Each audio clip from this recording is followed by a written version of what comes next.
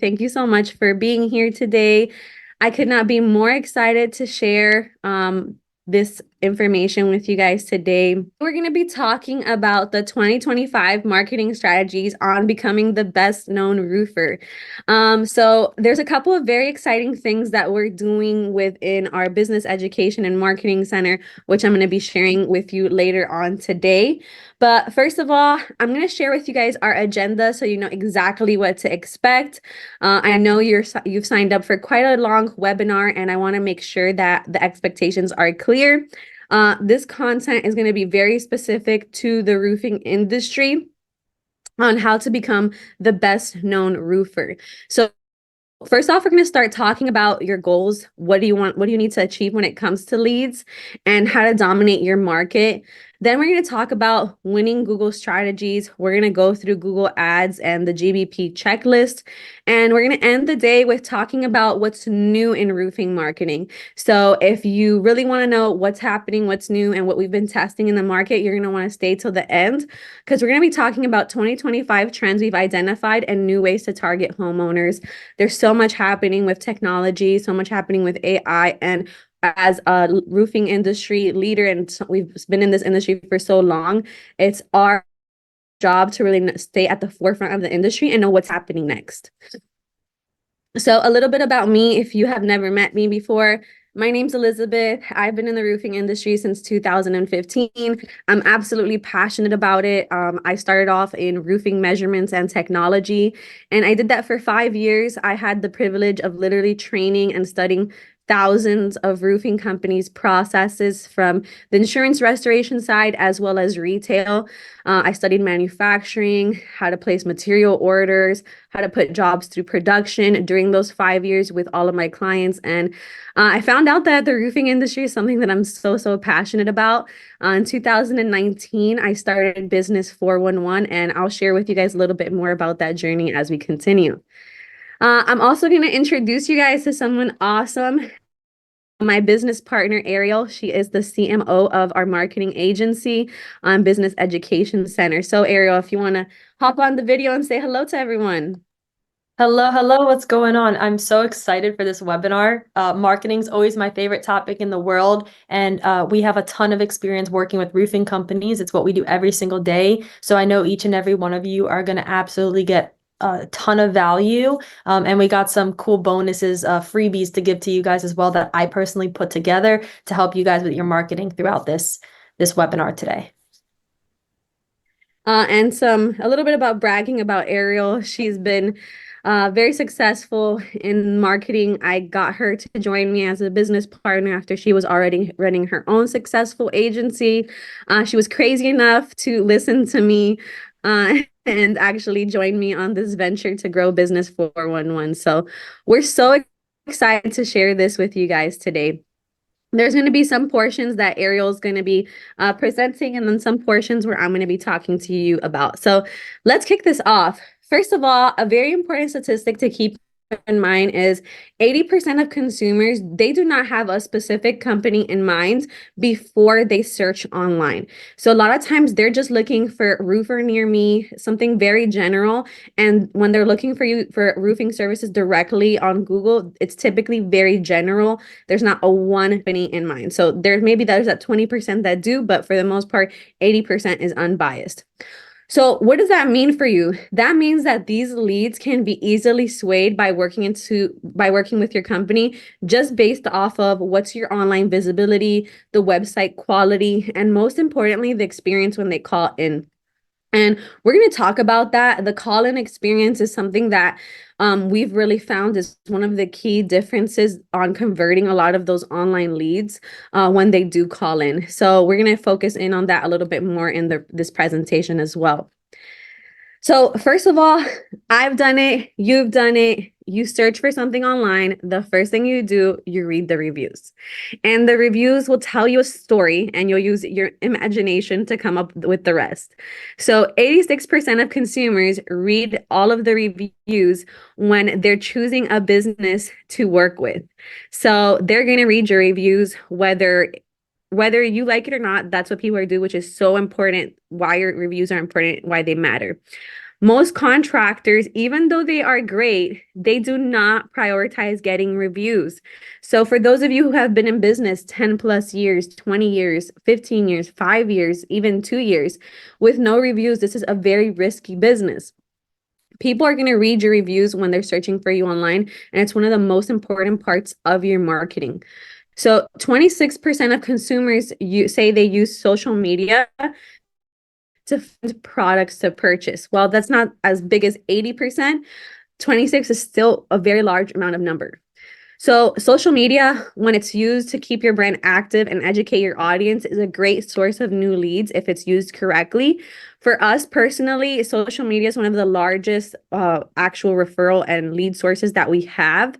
And so we grew organically our first year just through social media referrals. So that was how I started my agency, was through organic social media. And then I incorporated ads and other things to help build on top of that. So let's get this marketing analysis survey. Let's find out what you guys are doing today. Select if you've never done marketing. We have the poll here. You've done marketing and failed. Your marketing is okay, but it could be improved and you need to work on it now. Your marketing is running fine and you just want to be up to date on new trends. So let's see. We have over 100 people in here. Let's see, what do we get? While we have people adding in, I'm going to read some of the comments. Hello, Ruth Angelo. He met Ariel at a trade show. Hi, Veronica. Let me also check our Facebook.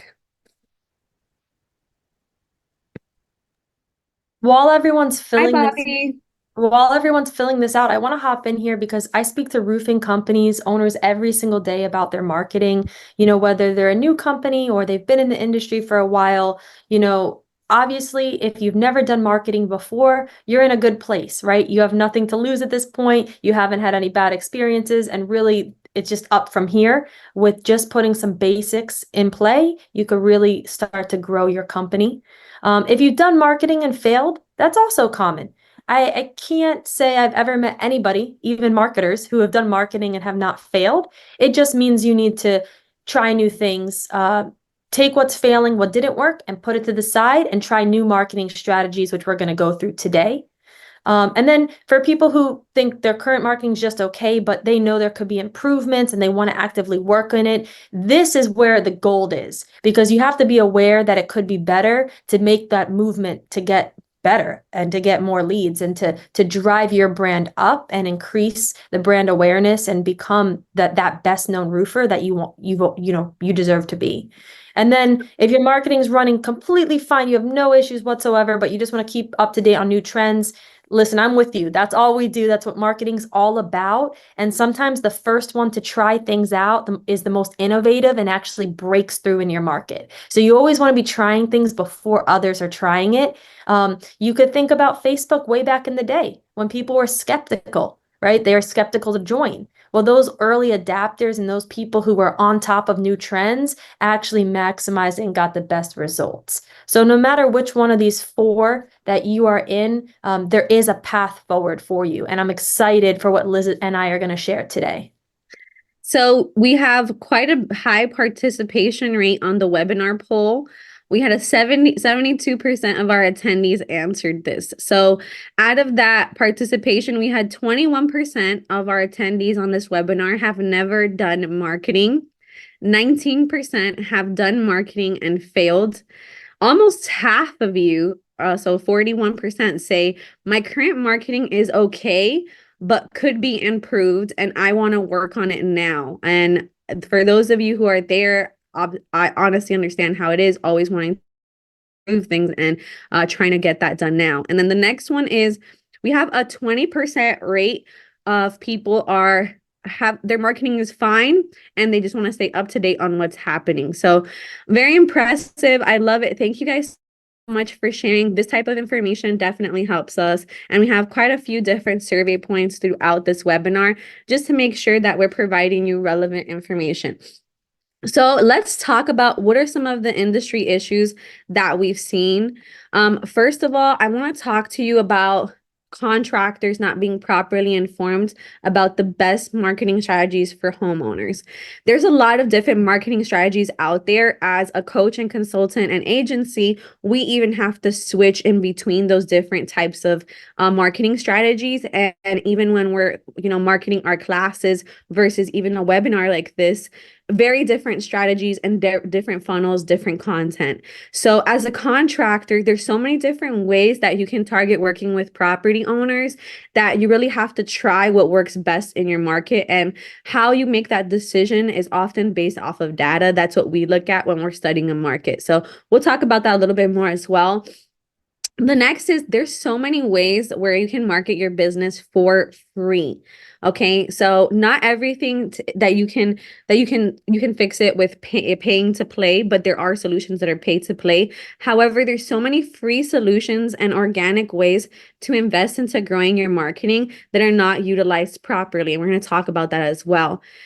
The next is not really knowing what the partnership with a marketing agency has looked like. We've been doing this now for 5 years as an agency, and we've really had to figure out that dynamic, what kind of clients we work best with, what clients are we the best fit for, and really figuring out how we can tailor fit our solutions to our ideal clients. And on the flip side, as a contractor, you really have to think about what kind of agency you want and what does that agency look like. And if you're going to be working through this process, I highly recommend figuring that out. And then the next part is not knowing how much to invest into marketing. There's so many different numbers out there that get thrown out. So we're going to give you some fact-based research on what we've seen work. There's always outliers in the market who can make more happen with less funds. There's some markets where you have to spend more money to get more results. It also depends on your scaling. How quickly do you want to scale? At what pace you're looking to invest. So there's a lot of factors to consider, and we're really going to talk about that today. First of all, I want to share a little bit more about who we are. We're not just doing marketing, we also do branding and strategy planning for roofing companies. So the way our agency is set up, we have 2 different companies, and right now we're doing a full launch on the marketing side. The core of our business really has been backed by Business 411, which is our education and training business. This company is focused 100% on just contractor manuals, roofing manuals, business owner classes, processes that you need within your business, and that's all Business 411 does. Our marketing agency is delivering the branding, design, print, and digital marketing strategies for contractors, and that's the one that we're scaling right now. So far, it's been very specific to the contractors that we've felt are a good partner with, and that's where we created our base off of. So a little bit more about us. We have over 2,000 roofing contractors that we're working with today. On the consulting side, I've consulted for over $750 million in roofing revenue yearly. So that means as a consultant, I sat down and organized processes for some of the largest companies in the industry, as well as just people that were just starting up as well. We've personally launched over 100 brands, and we have over 650 clients who are currently using our design, marketing, and consulting services. Business 411, this is our headquarters. This year, I launched 3 new classes from the books that I wrote. If you guys don't know, we have almost 12 books that I released. We have 12 books that we've released here at Business for Roofing, them show what our facility looks like, and we have over 4 different classes that we now host. So let's dive back into this. Now you know about who we are. Let's figure out a little bit more about you. Quick question with here in the poll: how did you hear about us? Some 50% of you heard about us from an ad for this webinar. 19% heard about us. 4% of you have used one of our training guides and worked with us in the past. Well, first of all, for those of you who are loyal clients, you know that you guys have a special place in our heart. So thank you so much for being here. And for those of you who have seen us at events, the next event we'll be at is RoofCon. So hopefully we'll see you there. And for those of you who are just hearing from us in this webinar, this is something we're very passionate about. So we're very excited to be talking to you today. So let's start off with how many leads will it take to achieve your goals? Now, and I recommend if you're in a spot where you can take out your pen and paper and do this quick little workshop, I highly recommend that you do it. It'll be very beneficial for you. We're going to start off first with how many leads are you getting?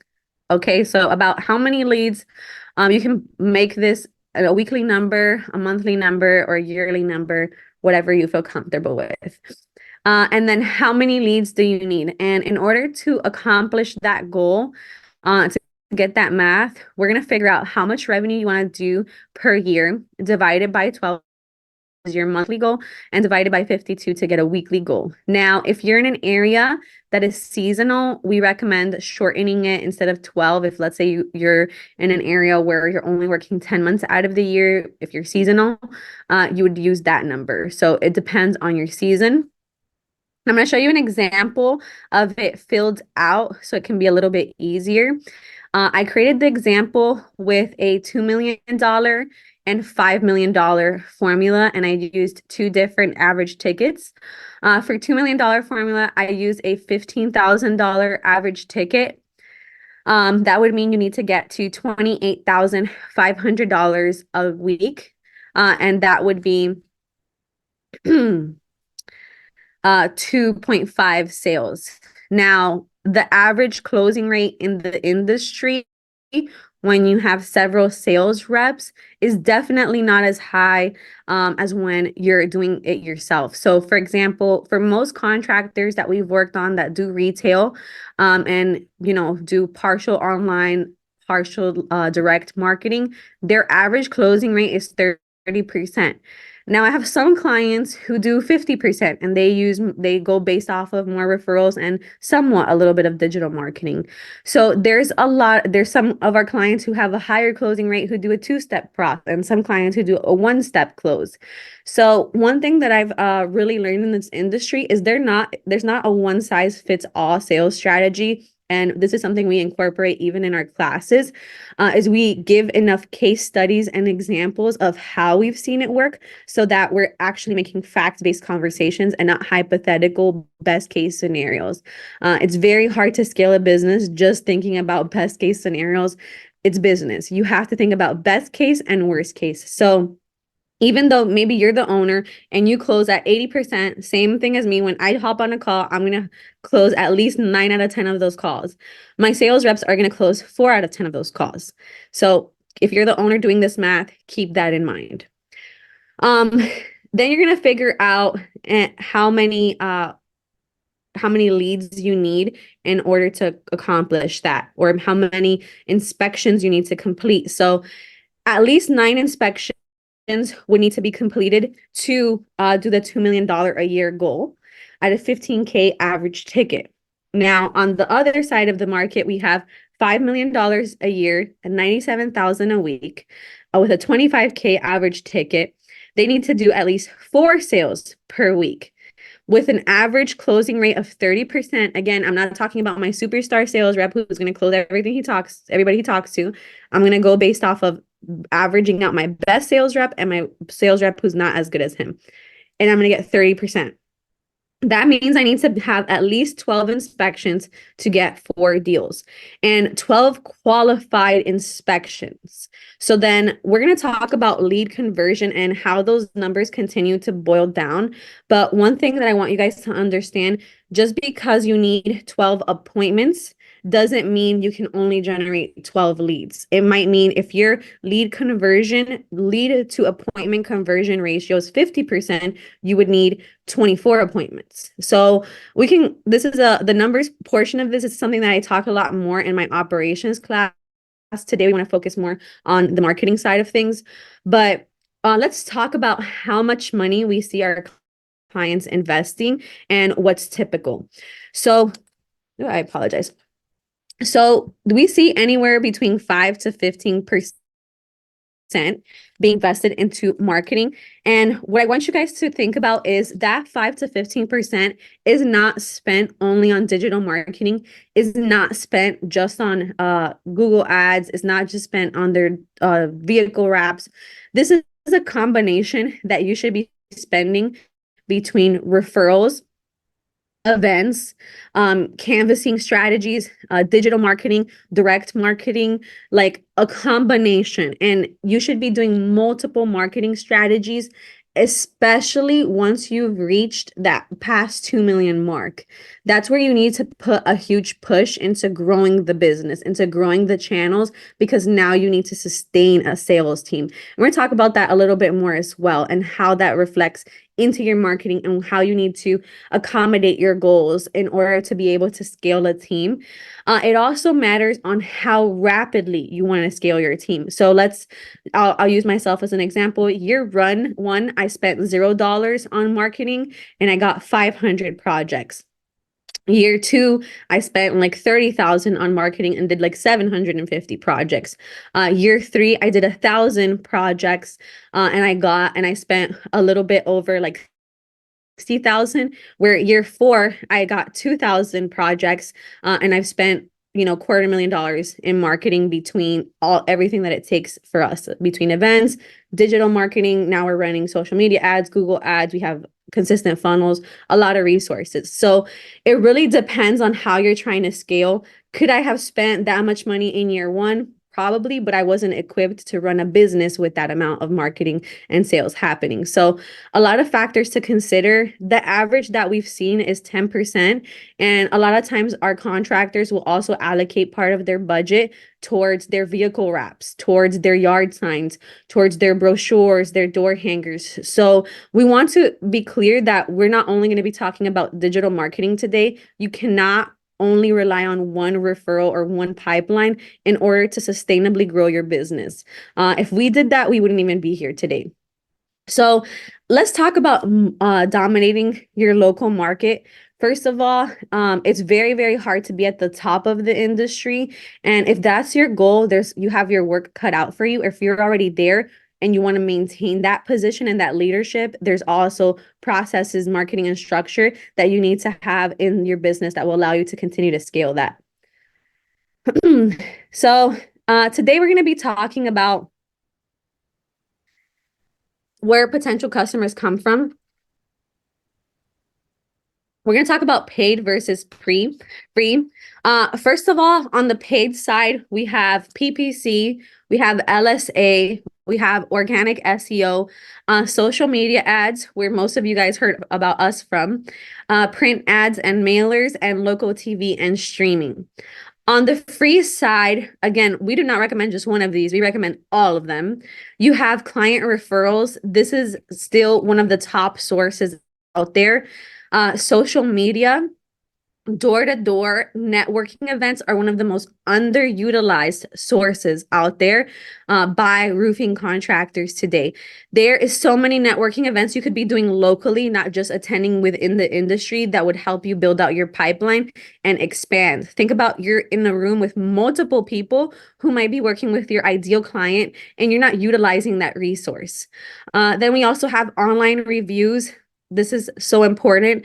One of the best sources, one thing I tell my clients, the best thing you can do for me is go into a group and recommend me if you really want to give back to my company and if I really did an outstanding job for you. And the next one is online directories. All of these are sources where potential customers can come from. So let's talk about what is the lead quality, just for you kind of to understand this sliding scale.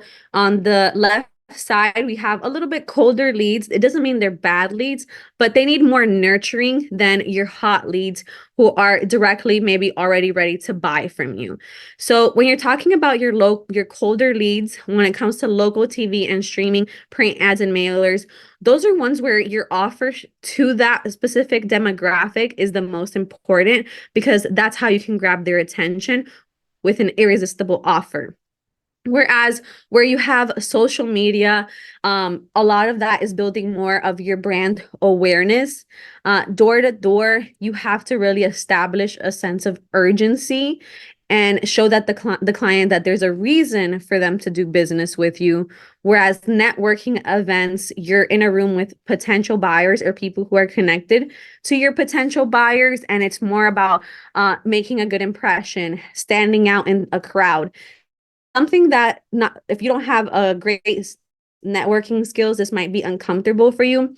For me in my career, this is one of the ways that I became successful. I always focused on networking events. And for my first 5 years, this allowed me to close the entire when I was on my sales team. When I was working at my previous job, there was 5 other sales reps versus and me, right? And the entire other 5 sales reps combined did not sell what I sold. So, and my thing that I really didn't lead into was networking. So do not forget that networking is such an amazing tool and resource. Um, then you have your retargeting strategies. Now, the reason why Google, PPC, and LSA is so hot is because these people are looking for your service. They're looking for a roofer for it to fit their specific needs, and they're looking for a specific service. And client referrals, they're typically asking around for you. They're trying to do business with you. They're trying to figure out who you are. They're trying to figure out who's the best roofer in their area. It might be even on a group online or something like that. So there's a lot of different ways that you can get referrals. They are the hottest leads. Now, it goes to say, in my opinion and in my experience, you have to do a little bit of everything and test out your market to see what works for you. The hottest ones, if you have a low marketing budget today and you want to get started immediately, will be social media, door-to-door, and networking and driving referrals. The next one, if you have a little bit higher of a budget and you can actually invest a little bit more, it's going to be more of print ads, mailers, paid social media, paid Google ads, and even maybe doing a paid campaign for referrals. And still networking events is up there. So you can kind of have different phases to your strategies at what point you're reaching these pipelines. And before I move on, the last thing I'm going to say on this slide is when you have a new sales rep coming in and you do not teach them how to utilize all of these lead resources, and they're only relying on your PPC or LSA or booked ads for them, or only doing door to door, if one of these two is slow, it can be a cut in your sales significantly. So that's one reason why when we talk about our own marketing, we're doing so many of these simultaneously and always trying to incorporate more. You do not want a pipeline or a funnel to dry up and have nowhere else to fish from. So let's talk about what we've learned from Google, PPC, LSA, and organic SEO. Ariel, do you want to take this part for us? Yeah, I would love to. So what you touched on in the last slide was so important, Liz, because I think a lot of people will actually disqualify leads, but not just realizing that it's not that they're not qualified, they're just not warmed up enough. They're not sure how important and urgent their problem is, or their want or their need is for them to actually fix the problem on their roof or on somewhere on their exteriors of their home or building. So what we've learned is Google is still the #1 way for paid marketing for contractors to grow their business. And the reason is because of what you just saw on the last slide. The quality and the search intent is higher because people are actually typing in your service or their problem related to their roof, and they're finding who could help fix it. So there's more urgency there. It's not that these other sources are not good. They're just not they usually need to be qualified and warmed up and nurtured to become a solid lead. That's why we recommend, if you don't have the Google game down, this is where one of the areas you should focus on most. Okay. Google, for example, compared to Facebook, because I get this question a lot, is Facebook, people are searching, looking at their friends' feeds to see photos. They're not looking for a roofing company, but on Google, they are. So that's kind of why this is important. And as you could see on this slide here, there's some immediate things you can do. And I'm going to break this down even further through the next couple of slides for you. But the two things that are pay to play and are more immediate is going to be your Google PPC, and it's going to be your Google LSA. Both of these can be great ways to drive qualified leads, people who are ready to buy, people who are ready to act now, and they'll actually call your business. So rather than having to chase them down, they're going to call you directly. Now, this comes with a price tag. It usually means Google is more expensive the leads are more expensive than other sources. And that's why a lot of the time people get frustrated or steer away from Google. But if you work with an expert or know how to maximize Google, the results and the benefits are endless. So you have to think of it this way. They're either going to find you or they're going to find your competitor. Which one do you want it to be? And that's why I emphasize the importance of both paid PPC and LSA. Then we have the organic SEO. So that's your free way of ranking on Google, which we're going to go through.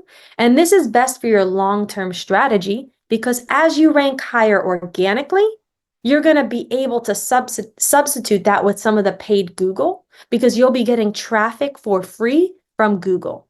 And that's really powerful. A lot of big companies that have been around for a while, this is what they banked on. This is the strategy they invested in and why they dominate. And on the flip side, that's why some of these newer companies are coming in and dominating the older more established companies because they just didn't invest in this SEO process. We all have to do it, even marketing companies such as ourselves, we have to do it as well. So Google Organic is going to bring down, it's going to make the leads for the long term more cost effective, and it's important you stay consistent with it. The mix of having both is going to be how you dominate. So I'm curious, we dropped the poll there. I want to know, what are you guys doing on Google? Okay, do you have a are you doing nothing at all, right? You don't even have a profile. If that's you, I have good news. We're going to hook you up and get you all the resources you need to set that up. If you have a Google business profile, maybe you're not running ads, you're not taking advantage of Google the way you should be or the way your competitors are.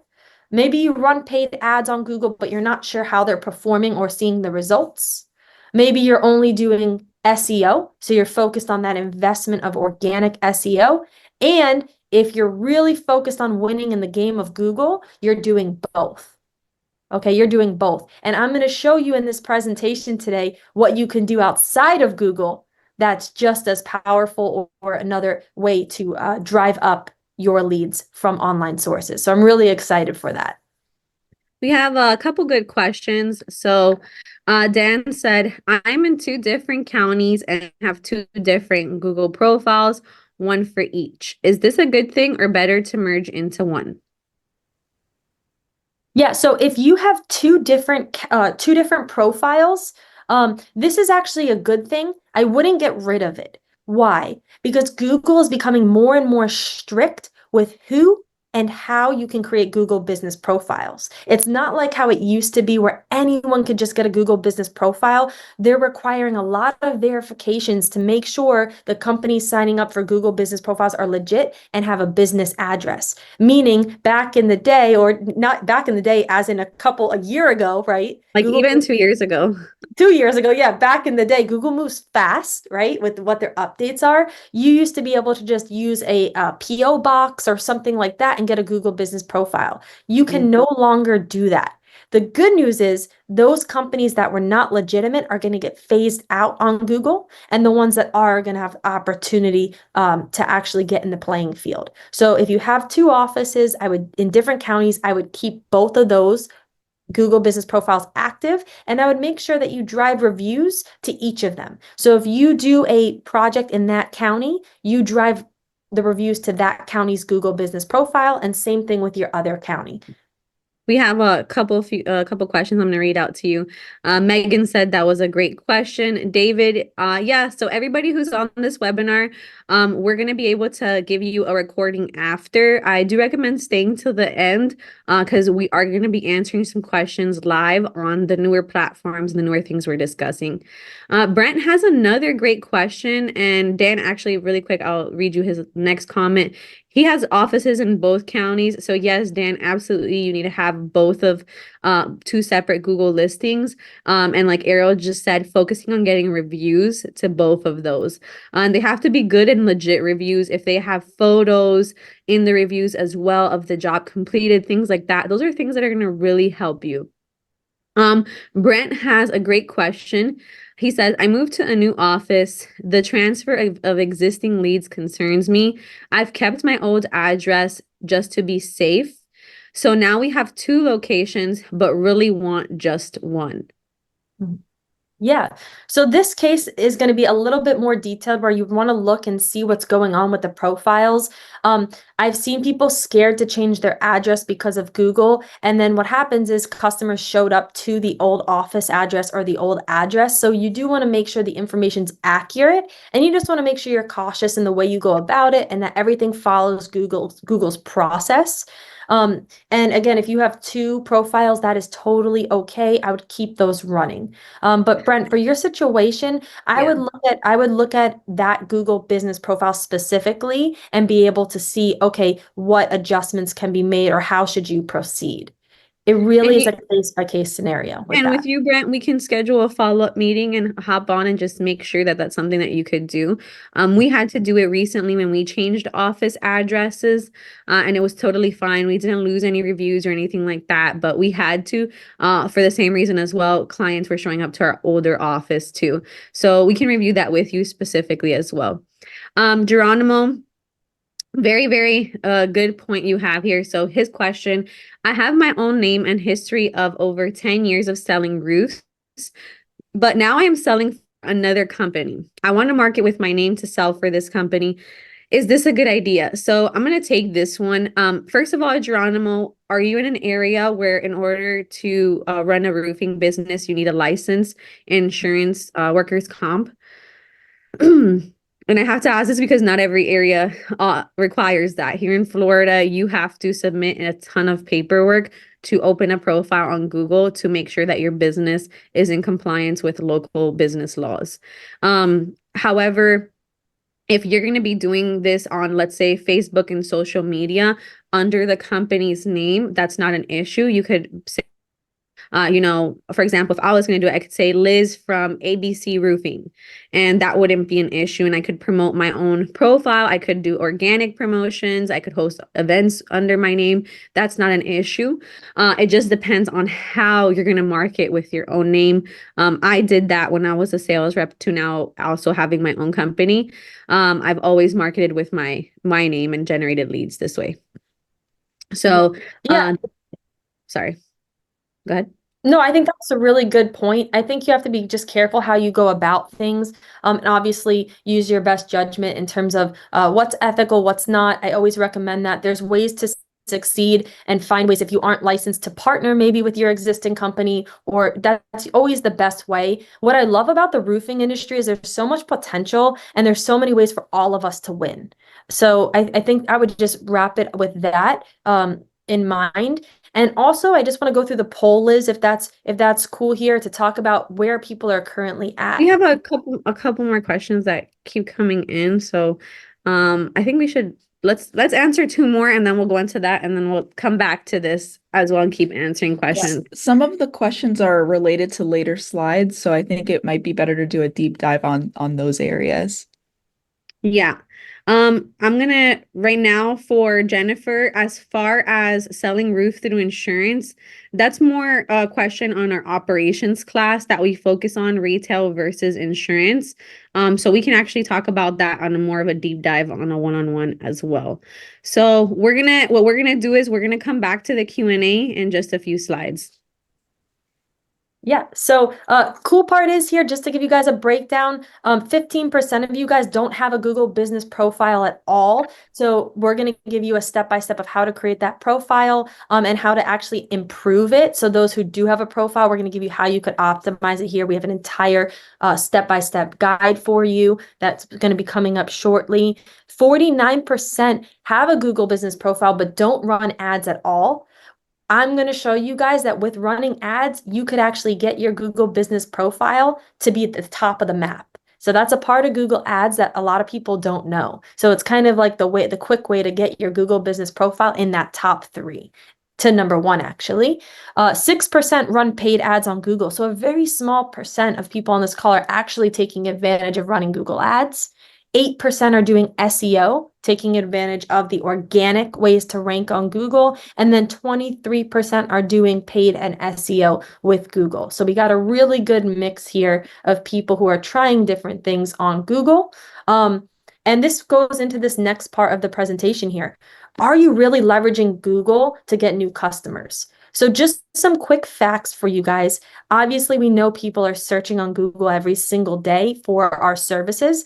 We even do it as consumers ourselves, right? When's the last time you searched for a pizza restaurant or a plumber, right? So this is where you need to be. 94% of the market is actually searching on Google. So Google has the largest, share of all search engines, and that's why people want to be at the top of it.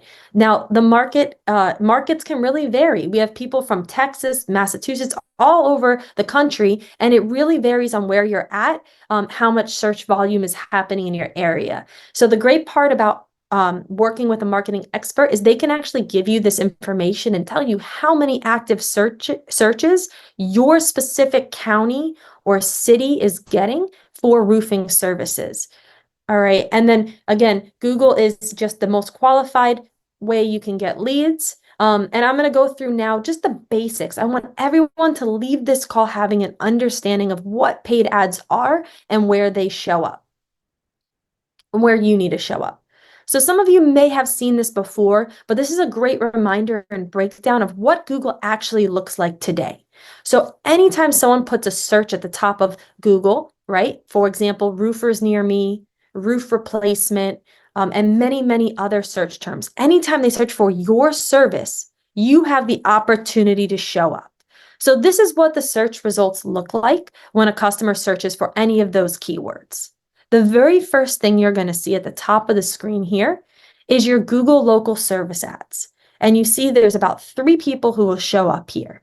What's really great about local service ads, we're going to dive deep into that, but you could see it's at the top of the screen. So obviously you want to show up first because people aren't scrolling. They're not scrolling for a while. They're going to go to right where they can see, especially since they're using their mobile devices more and more. It's more condensed. So being here is really important. Right under that is your Google PPC. So this is your pay-per-click. This is where you can get to the top, and it's the fastest way to get to the top of Google. And again, it's who's ever going to be running ads is going to have the opportunity to show up here. Okay. And you could even leverage things like photos in these ads. So you could see the second person listed under Google PPC, they have a photo that helps that particular ad stand out more than the others. So there's techniques that we can use to make sure that you get a percent of the clicks over some of the competitors who are running ads. So once we get through Google LSA, Google PPC, under that is your Google Business Profile. This is completely free to set up, and this is where you can rank organically. What's really cool about this, so that's where that map is, the map section is, this is where people are doing a lot of their clicks, a lot of their, calling or going to the website, but you could actually run ads here as well. So you have the opportunity in some markets to be able to put an ad so that your Google Business Profile is at the top of that map list, which is very, very cool. And then below it is organic SEO. So this is your free clicks. This is organic. So you rank organically over time, but as people click on your business, you're not charged. It's important that everyone on this call makes it their duty and you make sure they find you. Okay, I know you already invest into whether you have a sales team or you're selling, you're the owner and you're selling or you're building up the company, you invest your time in door knocking, you're doing all these things. You need to make sure that you invest your time in Google or find a resource to help you with Google so that they find you, because if they don't find you, they find your competitor. And I want everyone to win here on the game of Google. All right, so I want you to look at this screen right now and I want you to think digital real estate for your business. And what happens, the more times you show up, the more likely someone is to click on you, to interact with your business, and the more credible you appear to them. All right, so let's break these down. The very first thing I showed you here is the local service ads, also known as Google Guaranteed. What's great about Google Guaranteed for anyone who is not on this, 100% I recommend it. No matter if you're just starting or you've been in business for 20 years, you should be on Google Guaranteed because it's the first result where businesses show up and appear on Google. So when people search, this is what they see first. What I love about LSA and what Google's trying to do with LSA is it's a pay-per-lead model, meaning if someone clicks, you don't get charged. You only get charged when somebody actually calls your business or submits their information to you. And what Google's doing is they're actually building the algorithm where any unqualified leads, you'll actually get reimbursed and they'll credit your account. So I love this because you're able to leverage and maximize your advertising budget, which is really important. You want to make the most of your marketing dollars. Every dollar counts. That's how I look at it as a business owner myself. So this is a great model where you're focused on the more qualified leads. I know a lot of people have had calls come in, and maybe it's someone asking for a job, right? With LSA, pay per lead model, that type of lead would be reimbursed and you could reuse those funds to get the next qualified lead.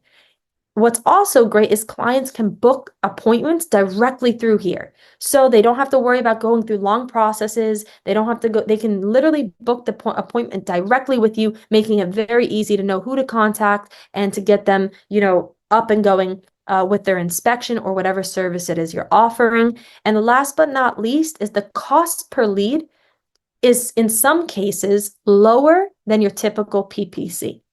So that's all the benefits of LSA and Google Guaranteed. 100% you should, after this call, and we could help you with that, make sure that you apply to be Google Guaranteed and optimize your profile. Some of you may be Google Guaranteed right now, but you're not generating leads. Well, why is that? And that's something we could look into and make some setting modifications to adjust and improve those results. Christine asked a great question. She said for LSA, how do they prioritize your ad above other guaranteed businesses? We seem to get 1 or 2 days a week where we get calls from it, then silence for the rest of the week. Yeah, so for Google LSA, that's a great question. And that's something many people are experiencing. There's 3 things that Google looks at right now. It's called the 3 R's. Okay. The first is reviews. So making sure that you're actually getting reviews from those appointments you book on LSA, that's going to help your Google Guaranteed listing appear more. The next is responsiveness. Okay, so are you actually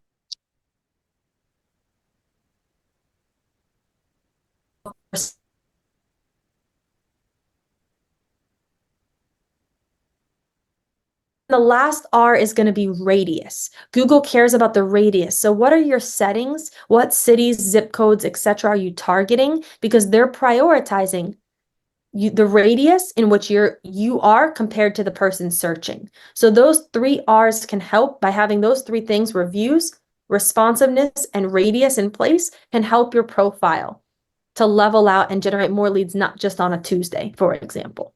Yeah, sorry, Ariel. Can you repeat that 1 second? For some reason it skipped.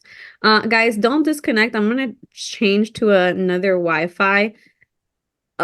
If it cuts out, literally just give it 1 second. Just 1 second. Bear with me. Yep. Yeah, so I'll just repeat the responsiveness. Responsive reviews is number 1. Okay, so making sure you're getting reviews.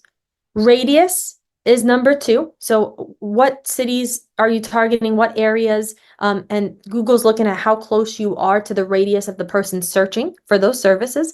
And the last is responsiveness. So Google Guaranteed actually has a back-end dashboard and they want to be updated. They want their system updated. How frequently are you in there responding to comments, asking for reviews? You could actually ask for the review directly from the platform. You could respond to messages. You can mark the appointment as booked, right? So there's so many things you could do in the Google Guaranteed backend that's going to help your account. So those are the 3 R's that Google LSA cares about. And I know there's quite a few comments that we're getting from you guys. There's a couple more question points that we're gonna do. Don't worry, we're gonna get to all of them. Yeah, I love it. Marketing always poses a lot of questions. People go crazy because there's so much to it. But what I like to do is I really like to keep it basic for you guys, for everyone on the call. I like to keep it back to the basics and the foundations because most people don't even have the basics in play. So if you follow everything we're going to share with you today, you will be 1 step closer to reaching that goal of dominating your market, especially going into 2025. So talking about PPC moving forward, this is the second result that shows up on Google when your customers search. Okay, now the cost of this, of the keyword will vary depending on your area or the keyword. Okay, but it is the fastest way. So LSA, for example, it's a process and you don't have as much control. You're relying on Google's algorithm and doing the best things, the best practices, like the 3 R's I told you about to show up in the top 3. But with PPC, you have control. You can control where you show up, how many times you show up, what keywords, and actually bid for the best performing keywords. So that's why PPC is such an attractive avenue for people doing marketing. And you can get up and running. Typically, you could put an ad live the same day, the same week, and start generating calls. I actually have had campaigns that go live and literally within a couple hours, they had booked appointments, which was really cool to see. So this is the benefit of PPC. It's the fastest way to get leads from Google. Now, the one thing I recommend is the setup can be tricky. And if you're new to it, it can cost you a lot of money to learn. I've seen people make a lot of mistakes trying to run Google Ads on their own and figuring it out. And it's just not worthwhile because you're losing out on time, energy, resources, and marketing dollars. So for PPC, I do recommend pairing up with someone who you believe can help your company because there's so much to it. And it can get really expensive really fast if you don't know what you're doing. The cool part is if you do know what you're doing, you could really maximize Google to generate more volume for the business. And you could even, what we talked about earlier, retarget people, which means not only can you retarget people, not many people talk about this, by the way, this is just a little pro tip. Not only could you retarget people who visit your website with ads, but you could actually retarget people who search for keywords. So let's just say someone typed in roofer, Dallas, Texas. I'm using it because it's the most competitive market in the entire country. If you're in Texas, you already know this, or now you know, but you could actually retarget those people who are searching for those terms previously. They didn't even land on your page. They're just searching those terms. So you know they're in the market or they have a problem. So there's really cool things you can do to leverage PPC for more brand awareness, but most importantly, to get your business in front of those customers and generate those leads. So, and yes, responsiveness on Google Business Profile. You always want to be responsive. Google is one of those things, what you put into it is what you're going to get out of it.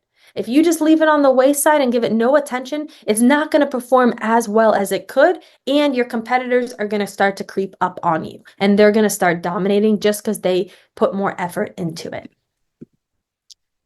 So we can, let's go into the next topic here because we have a lot to cover. And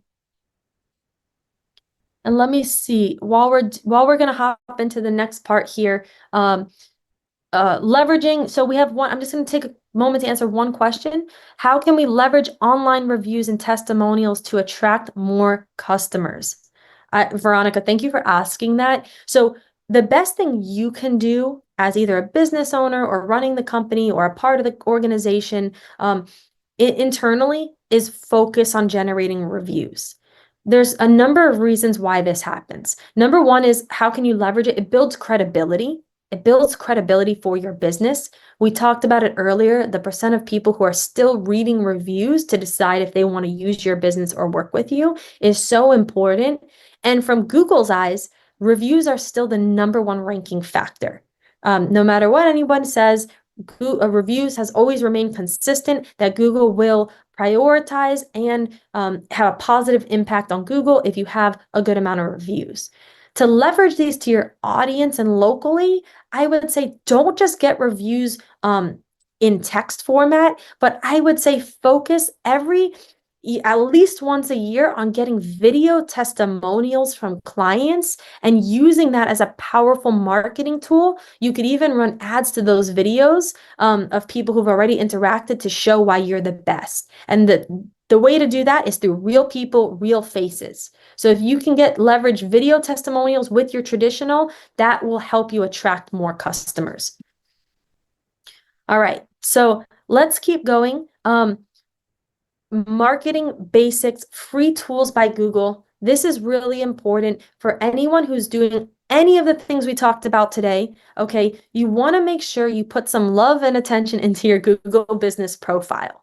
Okay, for those of you who don't have one, today you're going to create one.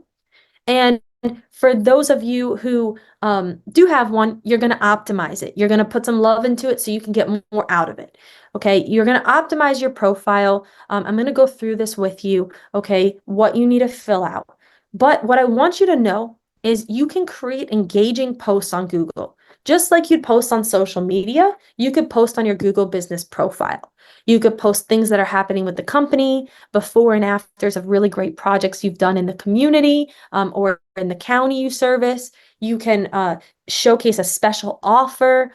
But what this does is it's showing Google that you're active on Google. And what you want to make sure is that these are not generic photos. You don't want just AI generated photos on Google. You don't want stock images on Google. You want to try to prioritize real photos of real jobs, real people, and real things that are happening in your company. Even if it's just a picture of your yard sign, if it's a picture of your vehicle, if it's a picture of the roof, if it's a picture of your team, this is what Google looks for. Because Google, like I said, is trying to weed out the fake. They're trying to weed out the people who are not legitimate businesses. So the more you show that's real, the more it will help your profile. You also want to focus on generating reviews. Sometimes I hear people are focused on getting reviews on multiple different platforms. For me, Google's still the #1 platform and has the most positive effect on your business because of the search volume that Google has. Google has such a high search volume, you want to prioritize your reviews being here. Another thing you could do for your Google business profile is there's actually a section where you can ask questions and answer those questions from the business. So we all know when we're doing sales presentations that homeowners or property owners, they have a lot of the same questions. And so what you can do is take advantage by answering those questions already on your Google business profile.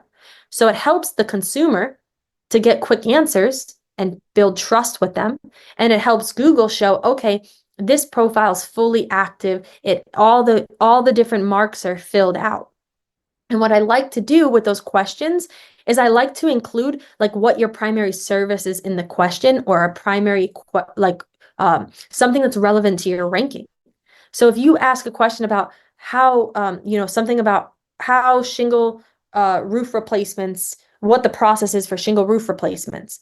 Well, shingle roof replacement is a keyword, right? So you want to kind of tie that into the questions, make it a question you get all the time. And then the other thing you could do is join online directories for free. So there are hundreds of free directories right now where your business can be listed.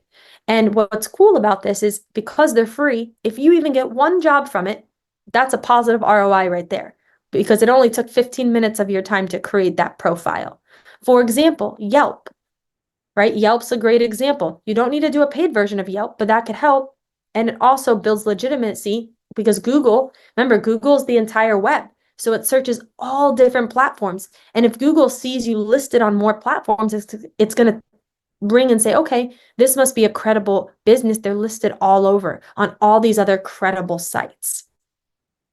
So right now, 64% of consumers have used Google My Business, or now called Google Business Profile, to find contact details for local businesses. People have more and more trust with using this map to find the best companies that are near them. So keeping your Google Business Profile active by posting on it and up to date is always the most basic foundational thing you can do. So I want to show you the example of what an optimized profile here on the right looks like versus a not optimized profile on the left. Okay, so let's compare. On the left-hand side, there's an address, there's a phone number, there's no service areas, there's no hours of operation, they're missing a website, they don't really have, the photos are unfinished or poor photos, maybe even stock photos, right? On the right-hand side, we have the addresses there, the websites there, the service areas, the hours of operation, which is very important. We even have the question and answer. So how could I get an estimate for a new metal roof, right? Perfect example of a question that people would ask when they're in the process of buying. They have buying intent. or they have an immediate issue. And then you have all the photos of your projects updated here. Everything looks clean, it looks professional, and also reviews. This profile has 17 reviews, 4.7 stars. The profile on the left only has 1 review. Yeah, they have 5 stars, but they only have 1 review. Okay, so one of the things I'm going to teach you guys after this call is that you can search for your service in your area, and it's very simple how to benchmark your competitor's profile versus yours and who's doing better. When you search for that service in your area, so when you search roofing company Texas, okay, you'll see the top 3 people. I want you to click on their profiles and tell me, look for yourself. Is their address filled out? Is their phone number filled out? Do they have photos? How many photos? Do they have posts? Are they posting regularly? Do they have questions and answers? That's how you'll know where you need to one-up them. So for example, if they have 5 photos, then you should have 15 photos. If they have 50 photos, you should have 100 photos. If they've only posted once, you should be posting every week or a couple times a week. This is how your profile is going to be more active than those top 3 competitors. So it's a very easy way to benchmark. So for any of you wondering, here's we have another checklist coming, but here's a checklist. You could take a photo of it right now. It's how you could optimize your profile, all the things I just mentioned, and some of the things you can't even see from the screenshot. The screenshot before with the not optimized profile and the optimized profile. So you want to include your business opening date. Even if it was recently in your first year of business, you want to fill out this information because it helps Google, and it actually, the more you answer and tell Google, the more it's going to help your profile. You want to make sure you include your service areas, okay? You want to make sure you add any categories or attributes you have. Are you veteran ran? Are you woman owned, right? These are things Google gives you the opportunity to actually check mark to help your profile. You want to make sure that there's a description with keywords about your company. A lot of people don't fill that out. You want to add the contact information if there's any special scheduling. So if you're off on Labor Day, for example, just happened, right? Just passed, you want to make sure that you have that on the profile. So people aren't calling and not getting an answer from you, because that's even worse. Okay, you want to always make sure direct messaging is enabled. A lot of people don't have this enabled in their profile, but from the back end, you could actually allow direct messages so people can contact you. And something really important with your timing. I think someone asked this earlier in the chat. You do not want to put your open 24 hours if you are not open 24 hours. What does that mean? If you are not prepared to take a call at 2 a.m., do not put your open 24/7. Okay, make sure you want to answer the calls. That's the most important part about this. And then last but not least is your photos. So we've actually put this together in a free guide for you guys to get.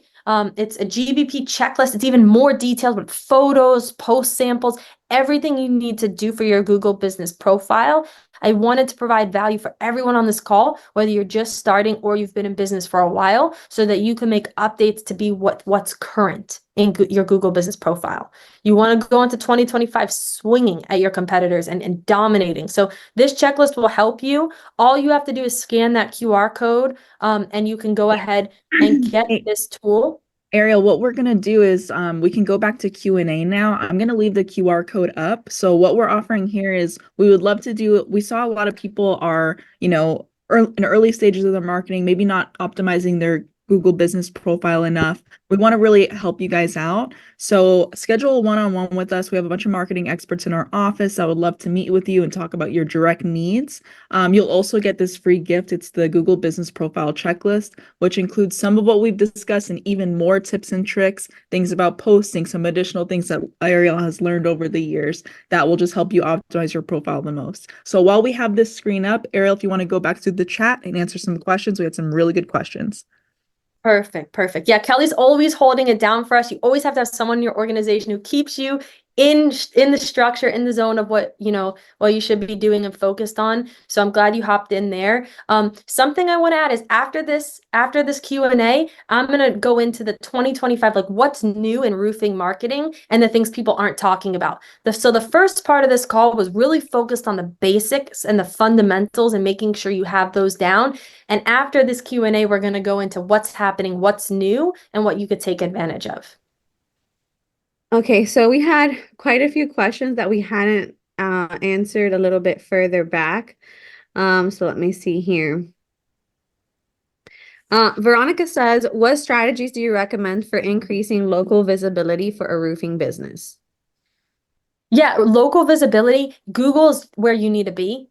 Because that's where people are searching locally. All the things we just discussed is what Google Business Profile, and using ads to hop up there faster is what I recommend for a local business. I would also add taking advantage of local Facebook groups online. I had another business back in the day that was a local business, and I used to promote in local business groups local groups on Facebook, mom groups, just community networking events, things like that are really important as well to get more in tune with a local audience. Lorena says, I have a Google profile. I'm starting and I'm working from home. I don't have a physical address. Does not having a commercial address lower my chances of getting leads?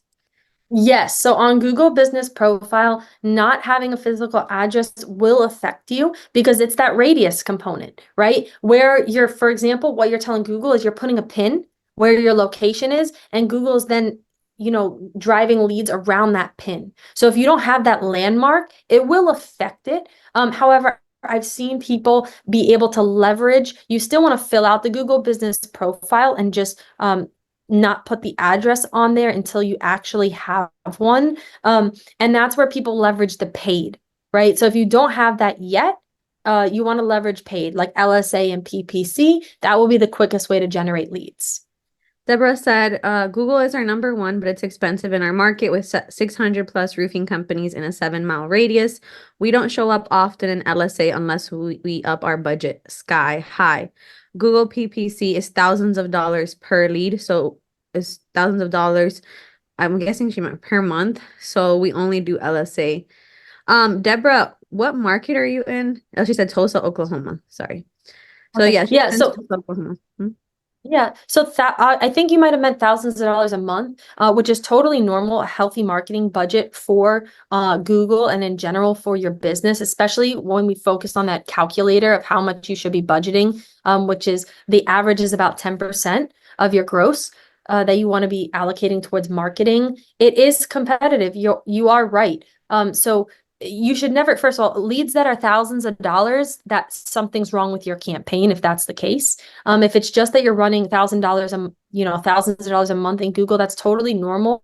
What you have to look at is how many appointments you're getting. Are you meeting the goals? Are you having an ROI?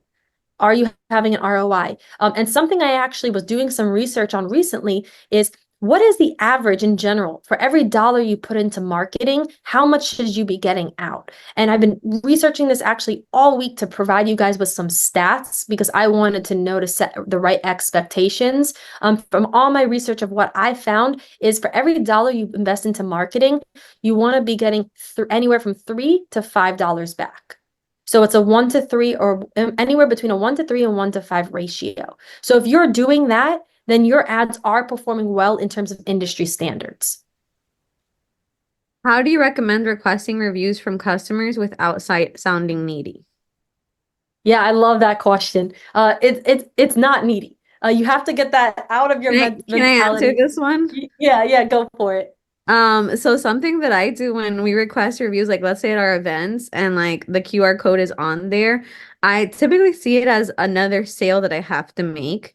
And you have to sell people on the importance of giving you a review. So I typically set the expectation, like let's say early on in my classes, like on day 1, that I'm gonna ask for a review if there was value delivered during that time. And I asked them, like, are you committed to, like, you're already here, I'm gonna do a great job, like, I'm gonna do my best to give you the best out of this experience.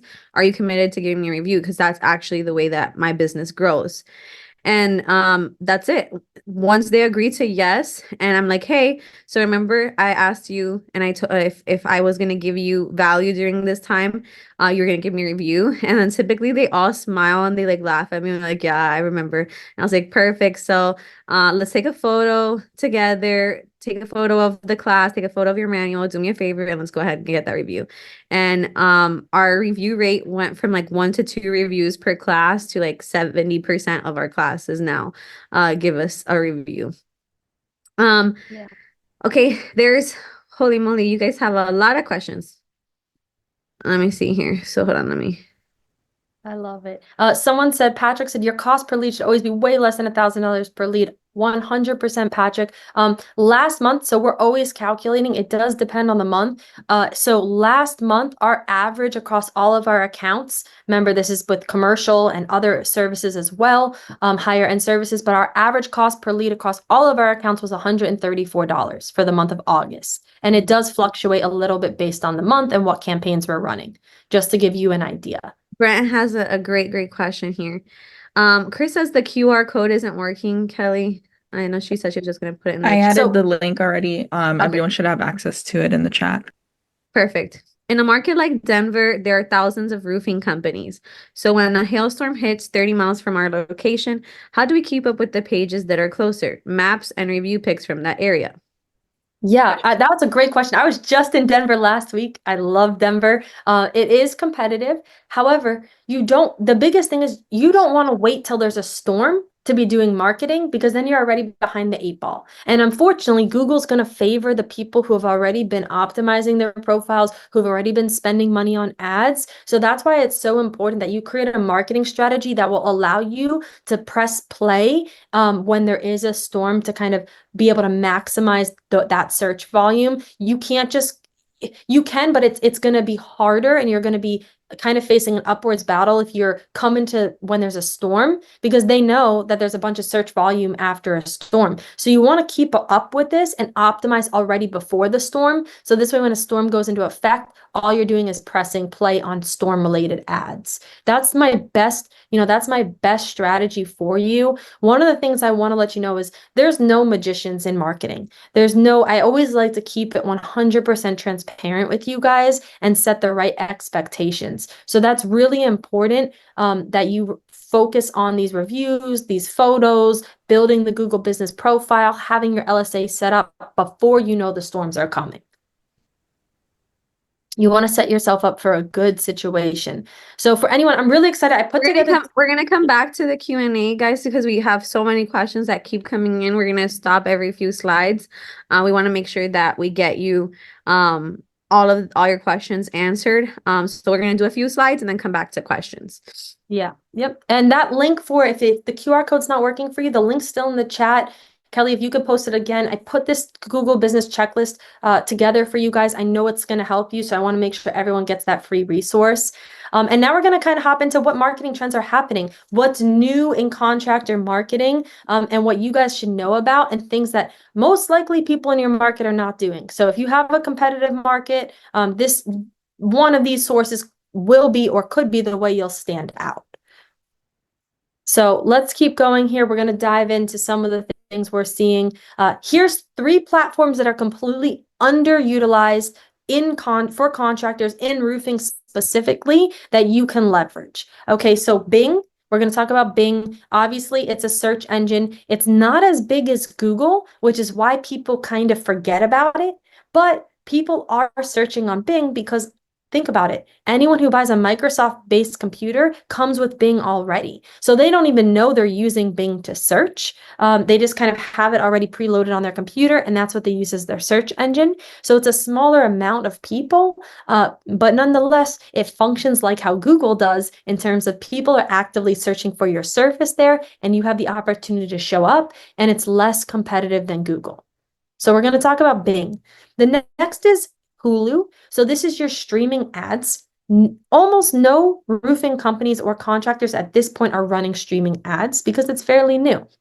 I saw my first Hulu ad for a roofer locally. for the very, very first time. And it was because I was watching like a new season of the show that I like. And so when the show drops, they put it with ads only, and you have to wait like a week or two before you can see it without the ads, depending on your membership. So it was very cool. I saw my first roofing company ad this last week.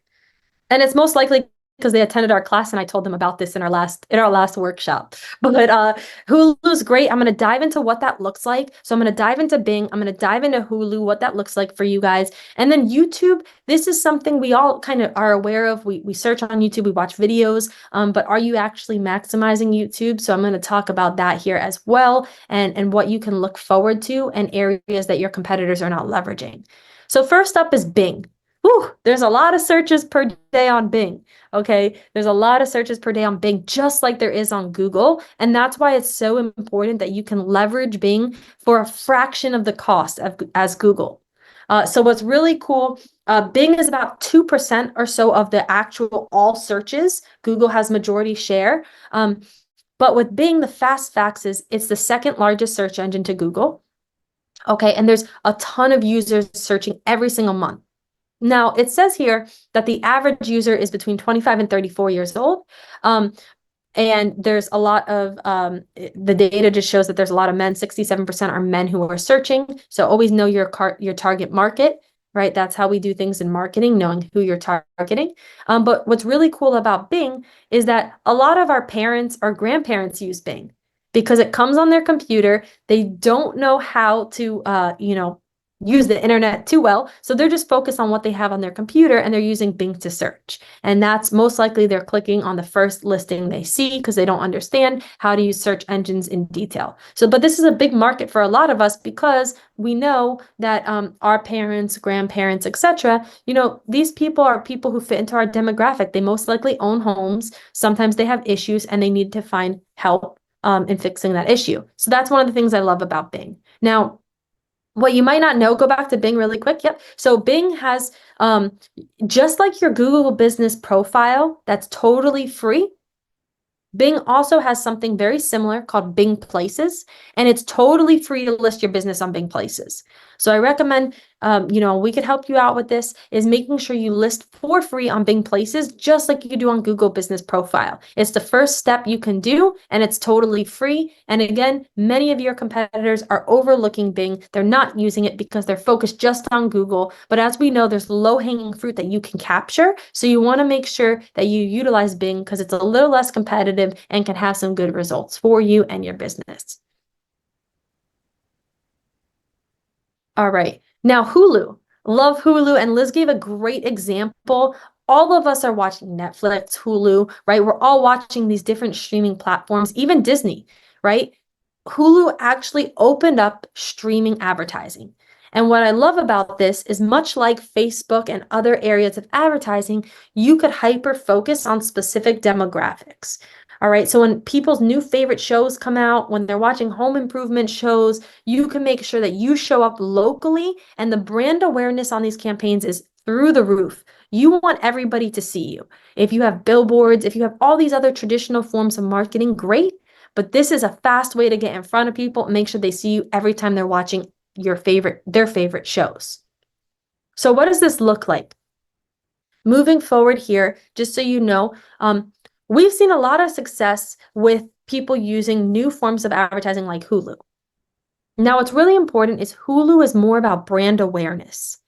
Could you get a phone call from Hulu? Yes, but this is focused about making sure everybody sees your brand. So this way, when they're driving or when they have a problem, you're top of mind. You're staying top of mind so that they call you and not somebody else. So because this is relatively new, people don't know how to leverage this, but it actually allows you to target local viewers based on demographics, like your location.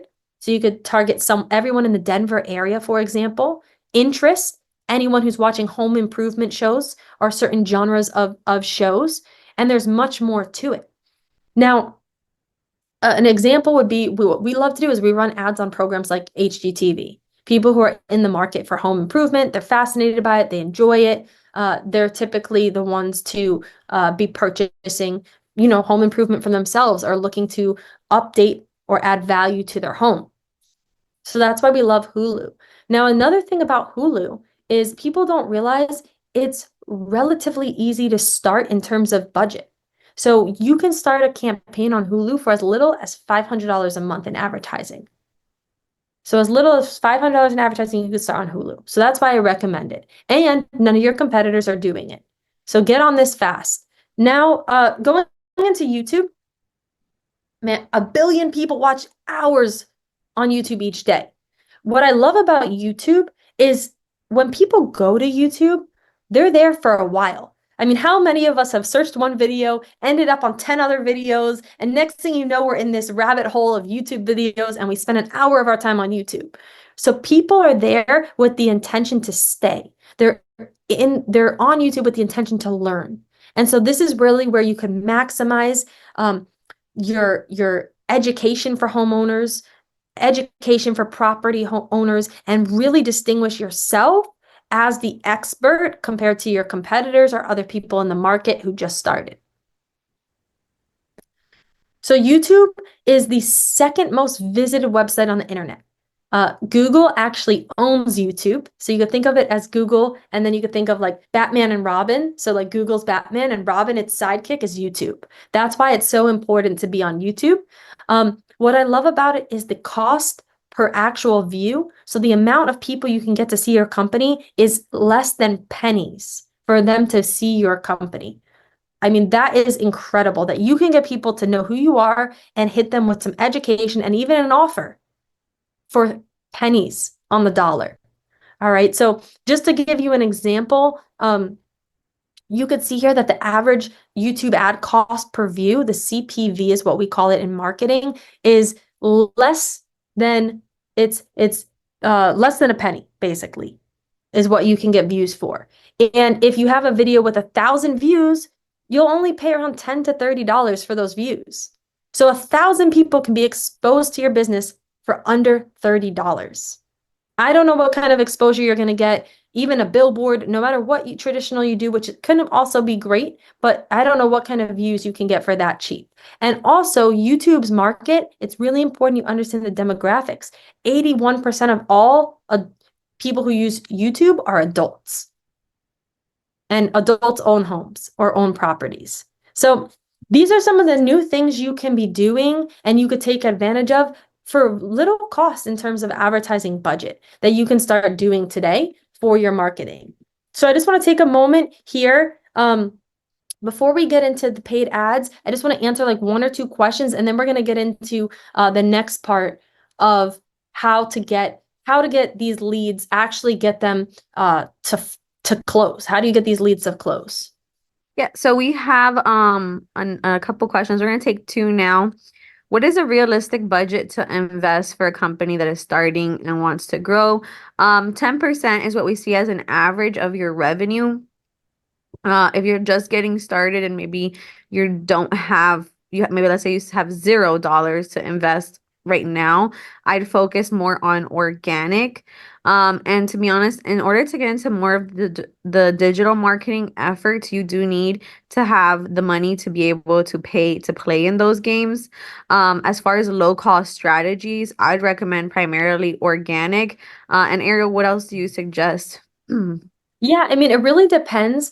I actually think companies that are starting out need to do more. So whether it's organic, that's something we did early on. We did organic because we didn't have a budget at first, right? We focused a lot on Facebook and Facebook groups, but you need to be doing more. And so whether that's organic or paid, you need to be putting in marketing needs to be one of your top priorities as a company, because that's what's going to drive the sales of the business. And sales is ultimately how you're going to be able to achieve all of your goals for your company. So I would just say it's a mix. I would still run some ads because you're doing a disservice to yourself if you don't. Because you need leads fast. You need marketing fast to start getting your pipeline filled up. So Patrick had a couple of great comments throughout the presentation. Thank you so much. He was saying, obviously, the leads should be way less than 1,000 per lead. We couldn't agree with that more. His average cost per lead is 135 to 150, which is in range with what we see as well. And he was commenting that LSA is not very good here. They never come close to hitting our budget in our market. PPC is a much better choice, but this can differ by market. Really, really good comments there. Veronica says, how do you measure the success of your marketing campaigns? Yeah, I love that. That's a really great question. So what we look at, we're tracking everything when we do marketing campaigns. So we're actually able to see how many people visited the site, obviously how many people clicked on ads, which is kind of a number that just gauges if it's getting the volume we want, but it's not really the metric that moves the needle. What we're looking at is very straight to the point. We're measuring how many booked appointments did you have and how many deals closed. Those are the most important metrics because that will tell anybody who's running marketing, where, if there's any fall off, where it is in the process. So are the leads booking but not closing? Are they booking and closing? Are they not even booking to begin with? And that will help you adjust your campaigns and know if there's any breakpoints in your lead to sales process. Another thing with tracking campaigns is going to be your speed to lead. We're going to talk about some of that here in a moment. And then the actual cost per lead.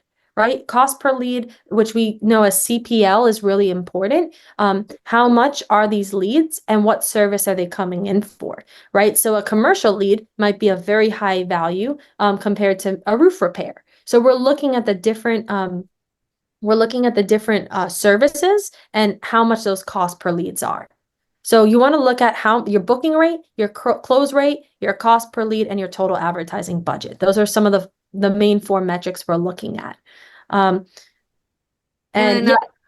David dropped a question about appointments or just getting info. The only lead form that you should have that's not an appointment form might just be like on your website if the person wants to get some general info and get a call. For the most part, all of your calls to action conversions should be directly calling you to book an appointment or booking an appointment themselves with your online calendar. So you're looking for conversions on appointments if that's what your call to action is. Yep. Yeah, and just to double down on that, David, just so you know, we're looking at booked appointments. That is the main metric we're looking for, is how many of these people who called your business are getting booked. Yeah. And we're going to come back to a couple more in just a second. We're going to keep going into what happens next. Yeah, I love this. This is an awesome part of the presentation because this is the key component where I've seen successful campaigns go and campaigns that have not been as successful. And that's how to treat every lead from paid ads like gold. And this is key because I've seen people call businesses, and because we can hear the calls, we have the call tracking, which everybody should have. It's really important to quality control your business. We've seen people fumble appointments by not doing these things. So let's hop into this, Liz, and if you want to hop into giving this 5-star experience. Yeah, so one thing that I like to tell my clients is the sales process does not begin at the inspection. The sales process begins when the client calls into your business. And one of the reasons we've seen that less success with, let's say, just a receptionist who's not properly trained versus someone who could be a receptionist who has a sales foundation provided to her and training provided to her or him. There's a huge difference in the conversion of those leads as they continue through the pipeline, because that initial intake and appointment setting process, the way that it should be designed is to qualify that lead. And then once they are qualified is to go ahead and warm them up for the sales process. Now, there's a lot of differences between clients who do have automations in place and some that don't. But we do encourage to have automations in place to nurture all of your leads and clients through the process in between them calling in, getting the appointment, and actually having a sales rep go out. So there's ways to really bring in automations to nurture that lead, but on that call itself, the main focus should be on getting that appointment booked and getting them warmed up for the sales process. So it's good to have an assigned dedicated person or team to lead the intake and to standardize the lead intake process. So you can do this through your CRM. You can do this through some scripts. I apologize. Looks like there's a some construction going on next to my office. But you definitely want to make rules, have some minimum response time, follow-up schedules, and so on. So based on your rules, you want to be able to track your calls and listen to the calls. When people call into your place of business, I would recommend periodically just listening to the call so you can identify what you think the client experiences versus what the client's actually experiencing. Something I want to just address really quick, because I saw this question come up and it's really important, is you should be tracking, Patrick, thank you. Patrick has some knowledge here on marketing, but you should be tracking your lead sources as well. So that's something important that I don't want to skip over, because so many times I talk to business owners and they say, oh, well, yeah, the leads came from Google. Well, what part of Google? Did it come from LSA? Did it come organically? Did it come from ads? It's really important to understand what source it came from, not just Google or online. We want to know, did it come from Facebook? That will help you make better marketing decisions. So if you're investing in marketing or you're just starting out, you want to make sure you set up your tracking correctly so that you can have the right resources to make better marketing decisions as well. Yeah, so in terms of response times, businesses that respond to a lead within the first 5 minutes are 100 times more likely to contact the lead than those that wait 30 minutes. So we recommend you guys are answering your phone every time. And if you do have a web form, immediately calling people when they request more information from you as well.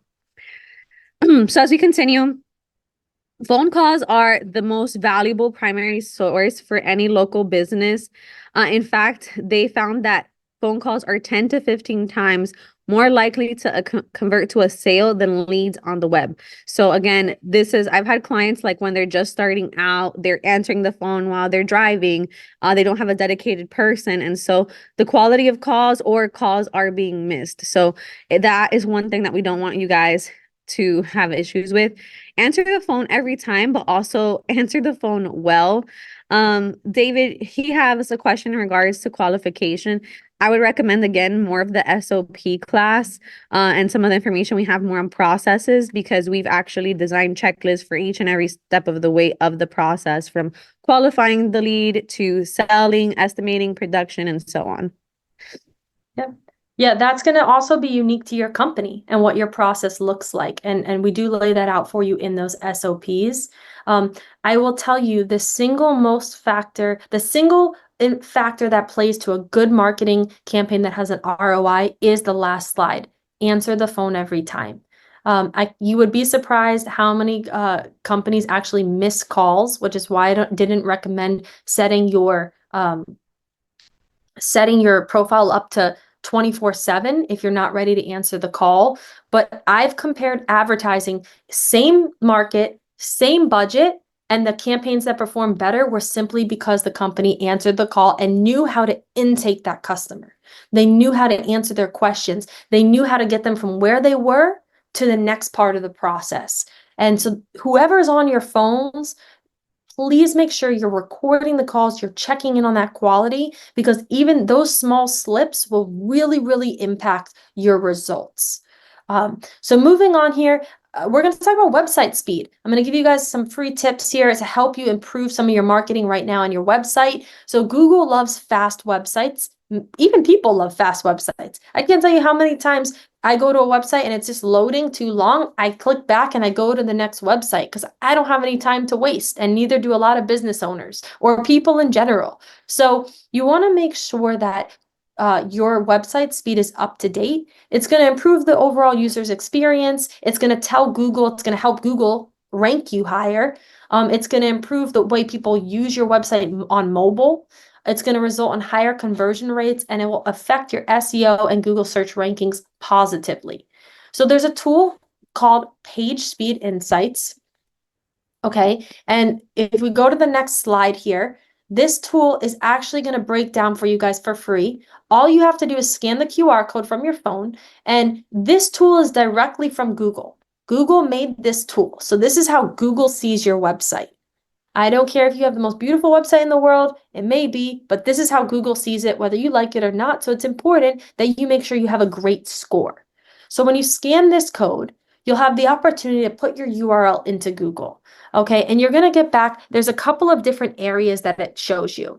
It's going to show you the performance of your site, the accessibility of the site. Do you have all the best practices up to date? And how is your on-page SEO?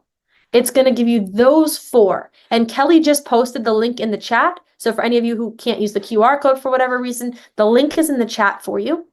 And what you can do after this call is you could search for your website and see how you score on all 4 of these components. Okay. If you are not in the 90 plus for all 4, you need to make these updates to fix your website.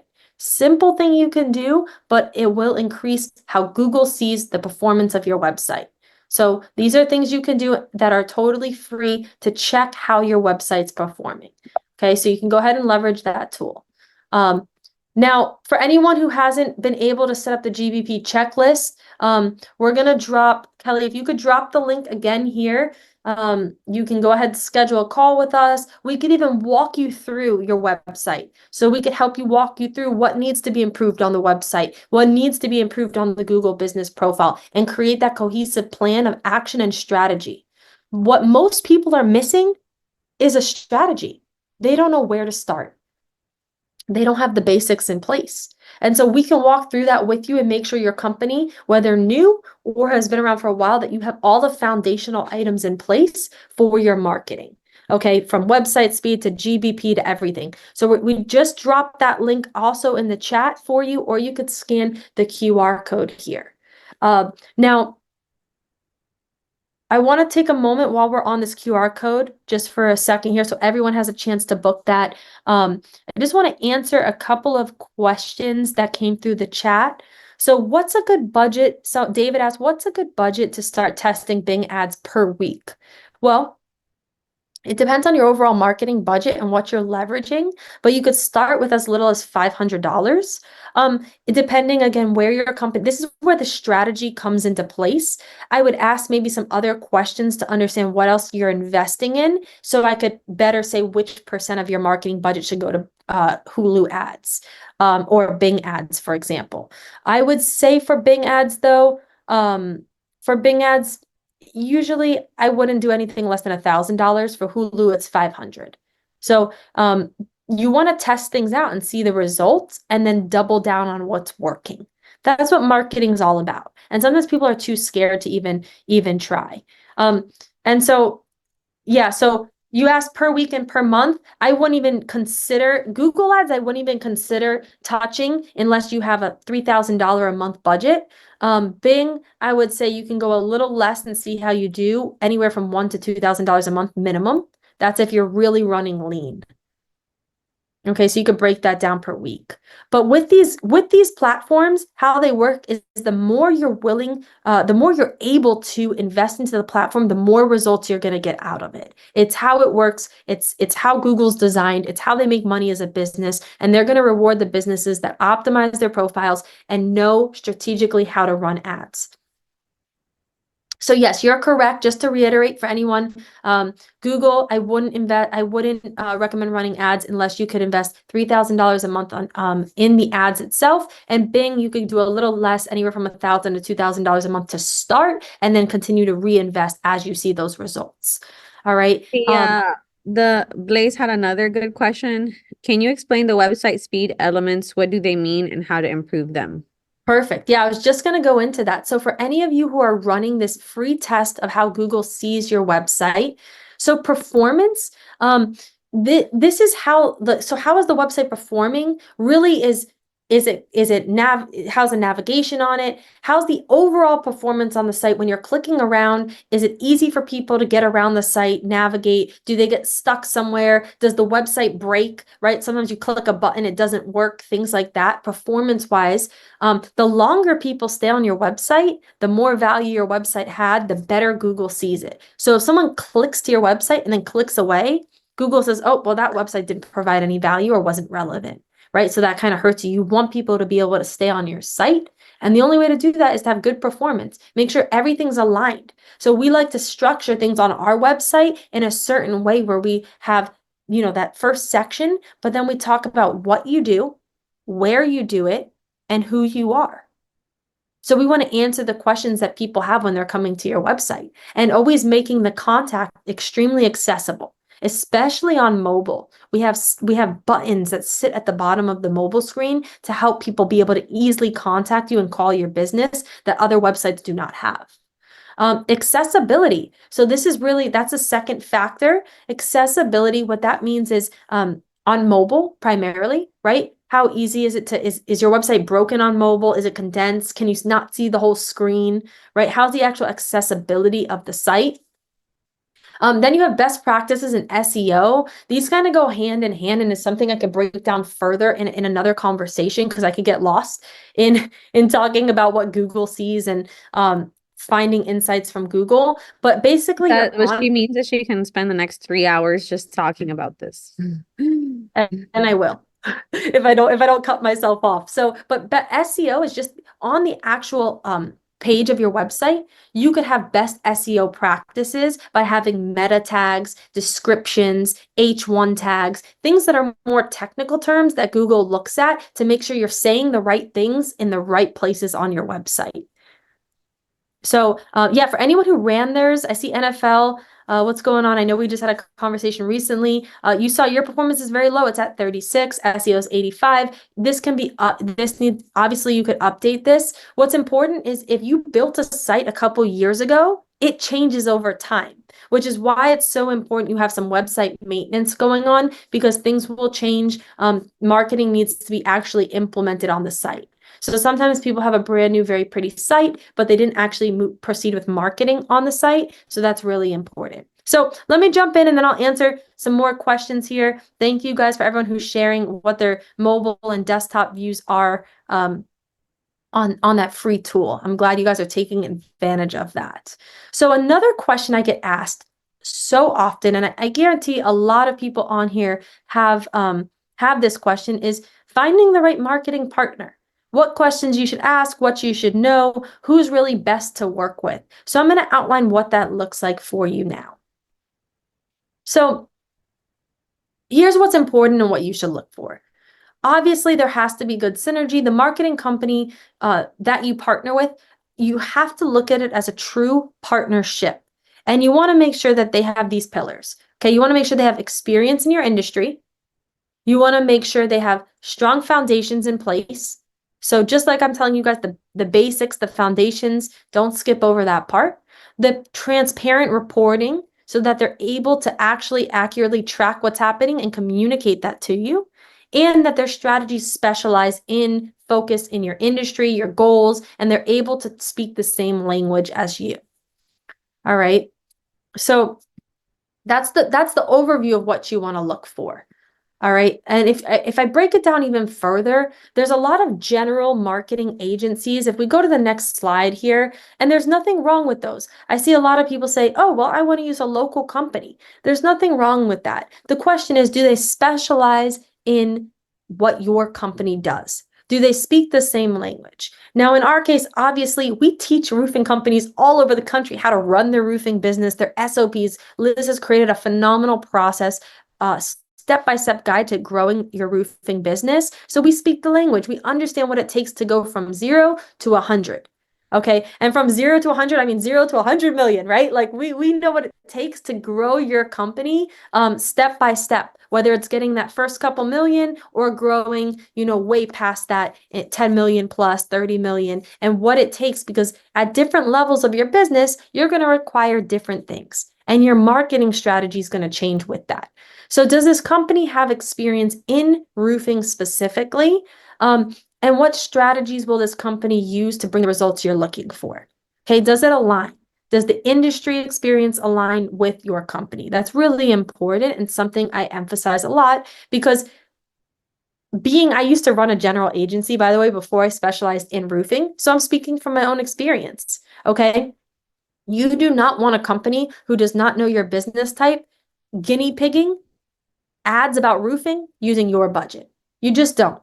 Okay. And that's what happens when people are starting out, unfortunately. So I want to protect you from this. The next is strong foundations. Okay. Does the company really look at everything you're doing? Do they look at more than just your website? Do they actually look at how your current set of marketing materials are, both traditional and digital? So that's something a lot of digital marketing companies don't focus on traditional at all. And I don't believe in that. I believe marketing is an umbrella of traditional and digital, and utilizing them both together can really help you grow. So you want to make sure, what marketing materials do you have in place? Do they understand the importance of what the foundation of door knocking in our industry has been? Having door hangers, having materials to help educate homeowners. What's that like? What's the importance of that? How does that improve your closing rate? Will the company you're working with be able to optimize your Google business profile? Will they help you succeed on Google? What are they recommending? Also, what are they going to recommend a new website? Are they going to work with your existing one? Being able to understand what you currently have and create a path forward. Half of marketing is about having a strategy and having a plan of action to attack. So next we have transparent reporting. Okay, reporting is such an important part of the marketing process. Okay, you always want to have reporting, not only with the person you partner with but also within your organization. I can't tell you how many times we meet every single week to talk about our own reporting, our own marketing. We'll have a meeting even about this webinar, right? It's so important you understand your numbers. And so working with a marketing partner who could actually track the results for you, who communicates with you and is able to deliver each month, what numbers you should know, how they'll be able to monitor the success and failures of the campaigns, right? That's really important. I've never met a marketing company that just hits home runs on every single campaign. It's impossible. And so it's important to be able to have someone who understands how to take this data and actually use it to optimize and grow what you're doing, and not just keep running failing ads, but knows how to iterate and change things to improve them. It's really important. How often is reporting being sent? So for us, for example, you have access 24/7 to the reporting, and then we actually send you a formal report each month. But what's really important is the feedback we get from you, right? The feedback we get from you on how you're actually seeing the growth happen in your business, how many leads you're booking, right? How has the experience been when going to those people's homes or properties to do these inspections or evaluations? So having that communication piece is so important. And the more you put into your marketing partner, the more you're going to get out. So you want to make sure you put that love and attention into your marketing department, because it really is going to fuel the growth and the sales of the organization. And meeting with your team regularly. Okay, just because they're an outsourced team in this case, you can still, how we position ourselves is we're internal. The more we know about you, we want to help you internally build the business. That's our goal. If you win, we win. So meeting with your marketing coach regularly, speaking with them, telling them what's going on with your business as transparent as possible so that they could help guide you and have solutions. Because I guarantee you, everyone on this call, every single problem you're having with marketing, I could almost guarantee I've heard it before, and I've been able to help come up with a solution for it.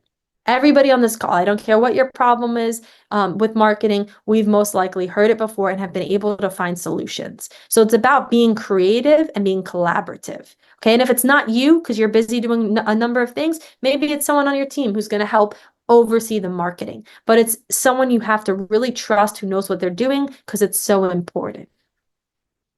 And so next is specialized strategies. So does the company you're working with, do they specialize in certain strategies? Maybe Google, maybe social media, maybe they do direct mail only. Understanding what the company actually specializes in and if it fits your marketing plan. You always want to make sure you have someone dedicated you can speak to brainstorm ideas, promotions. Marketing is all about being creative. And so if you're talking to 100 different people from a large organization, right, no one really understands your business because you're having to re-explain your situation every single time. So having a dedicated marketing coach you can work with, this person can actually know what's going on and be able to take those steps and follow through with you on where you're at to where you want to be. And that's why we always goal set first and understand how many leads you need, because that's how we can create the plan to get you there. And then, outside of paid ads, what other tools or strategies can they help you with to stand out? Obviously, with us, we do both traditional and digital. So we find a lot of times people have complained it's difficult for them as a business owner to have to manage all these different companies doing different things. So we wanted to be able to provide a place from everything from A to Z in roofing where we could help you. And so that's why we're able to help with the branded materials, the education, helping you build out the processes in your roofing company with Business 411, and then on Marketing 411s, and actually being able to help with these marketing strategies that you're struggling with to improve those leads. So as we kind of start to close out here today, I have some really exciting stuff coming up in the last part of this, but I just want to know, comment yes if you've learned something today, even if it's just one thing that's going to move the needle in your business. I want to hear yes if you got something valuable out of this presentation. Corey, thank you. Edlin, thank you. Caleb, Kelly, David, Kevin, yeah, I like it. Wow, Nathan, Anna, Jennifer, Rick, and okay. Derek, awesome. So I want to know, because part of this is being accountable and just making sure that you realize, is there something common? Yes, if there's improvements your business needs to make on your marketing. Common, yes, if there's improvements your marketing needs. I could tell you everybody has improvements, right? Marketing's only growing. Okay, cool. I love it. Let's keep going. Let's keep going. I love the feedback. Thank you guys. This is amping me up. This is what I love to do. So comment yes if you benefit from having an expert on your marketing team. Comment yes if this has made it transparent to you that you need somebody who can either help you implement or teach you how to implement, or be that collaborative person you need to just brainstorm off of and talk to, right? You have all these questions. You need someone who's been there, done it, can help you do it. All right, good news. I'm looking for a new job. If anyone wants to hire me as your CMO, you could drop a yes. Just kidding. I'm not leaving Business 401, Marketing 401. But what I do want to tell you is I rolled this out recently to help you guys and help answer all these questions. I love teaching marketing and I love helping. So this marketing Guys almost thought she was gonna leave me. Plot twist. No, I actually do get approached to come into businesses and help them. And so this is the opportunity. This is how I've been able to help more businesses, is through this marketing mentorship program. You're going to get direct access to me, this basically an outsourced CMO of your company. What we do right now is we do monthly trainings where I'm going to teach you different parts of your marketing. I'm going to come in, I'm going to bring even some of my team in who specializes. We're going to go through, you're going to have access to a library of content. We're going to meet every single month. And most importantly, not only am I going to answer your questions, but I'm going to hold you accountable. A lot of times we get really juiced up after these presentations. You know what you need to do, but you just forget, or another priority comes in and you kind of lose track. And then what happens is a year later, you're stuck in the same place. And I don't want that to happen to you. So that's why I'm going to hold you accountable. Every single month, I'm going to meet with you to make sure that you took action on the lesson that I talked about in the previous month. We're going to review your ads. We're going to give you recommendations. I'm going to be your eyes. I'm going to be able to help you and give you that advice that you need and work with you guys to talk about your specific problem. So all you have to do is scan this QR code here and we're going to get you hooked up. And by the way, our next call is next week on Friday. So next Friday, and we're going to be talking about Facebook. We're going to go in. I'm going to have actually the person, if anyone, I saw a good percent of you have came through to this webinar because of our ads. And you're wondering, how do we do it? How did we get all these people on this webinar today? I'm going to show you how we did it. And I'm going to have my top Facebook ads guy, Talis, on the call with us, who's going to help walk you through exactly what you can leverage on Facebook to kickstart your marketing. So that's the next call. He's very, very knowledgeable. He's been doing this for a very long time. Of course, having Ariel's mentorship is amazing. But just like we're going to be opening the doors a little bit more and showing you guys what we're doing, putting our team more forward. And overall, we've gone through a huge expansion this year. One of the main reasons why we wanted to highlight our marketing agency more and want to continue to do so. And we want to put a big focus on the education portion, the same way that we do with Business 411 on Marketing 411. So we believe this collaborative approach is a good way for some of you who might not have been started yet, who want to keep going, who want to grow your marketing and need some direction. We're definitely opening up a new program specifically for marketing mentorship. So we would love to have you guys joining. Awesome. Nice. Corey signed up. Thank you, Corey. Welcome, Corey. We're going to crush it together. I'm so excited for our next call. Shout out to Roper. Shout out to Roofing Solutions. Awesome. Thank you guys so much. We really appreciate that. We're very grateful for you guys. Yeah, this is awesome. So while I stay here on this screen, I want to just take a few minutes to answer any questions you guys have. We touched on a lot today. I know you guys all know from the tons of yeses we got that flooded it, what you guys, that you guys want to improve your marketing, you want to dial this in, you want to get more leads, and you want to do it in the best way possible. You don't want to have questions anymore of, is this working? Am I doing the right thing? Am I getting ripped off? Right? You want to know for sure. And that's what I'm going to teach you in this marketing mentorship, to make sure you and the people on your team, did I mention you could have your team join this marketing mentorship calls as well? So I'll be teaching you and your team how to make sure that you're on top of your marketing. So that's a really, really cool part about this. Super, super simple. So let's get it. Yeah, I'm ready. I'm ready to go. Okay, let's see. What questions? Are you hiring? That's funny. Well, I'll tell you what, we could work together in the marketing mentorship. That's the best way to get access to any of our knowledge. I'm not holding back at all. I'm giving you guys everything. I believe in paying it forward, helping other companies. It's what we love to do. If you went ahead and scheduled a time to meet with us, or for that GBP checklist, we'll make sure we can get you over some of these slides, or maybe even access to the webinar. Okay. So the webinar will be posted. Oh, cool. The webinar is going to be posted to our YouTube channel in about a week or so. We're going to make sure we spread this out for you guys. Need to get to my owner. Is there a time limit to get signed up? I mean, there's not necessarily a time limit, but you don't want to miss next week's call. I think that biggest thing with marketing is honestly just being an action taker. A lot of people will see what I went over today about Hulu, about Bing, and not do anything. It's the action takers who are rewarded. So you want to make sure you're on for our next Friday's call, because it's going to be super valuable, all about Facebook and how you could leverage it to grow your business. So I love that you're on here learning. You could certainly meet with our team, and they could also pinpoint some things for you and give you that GBP checklist. If your team is on this call, shout out to you guys. The best investment you could make is helping your team learn and grow. Right? So this means your admins, this means people in the office that are helping you. You possibly can't do it all as an owner. So empowering your team to have some marketing knowledge is only going to help your company grow, and investing in them is going to invest in your business. So making sure you have people join and get this free Google Business Profile checklist here, getting that profile checklist.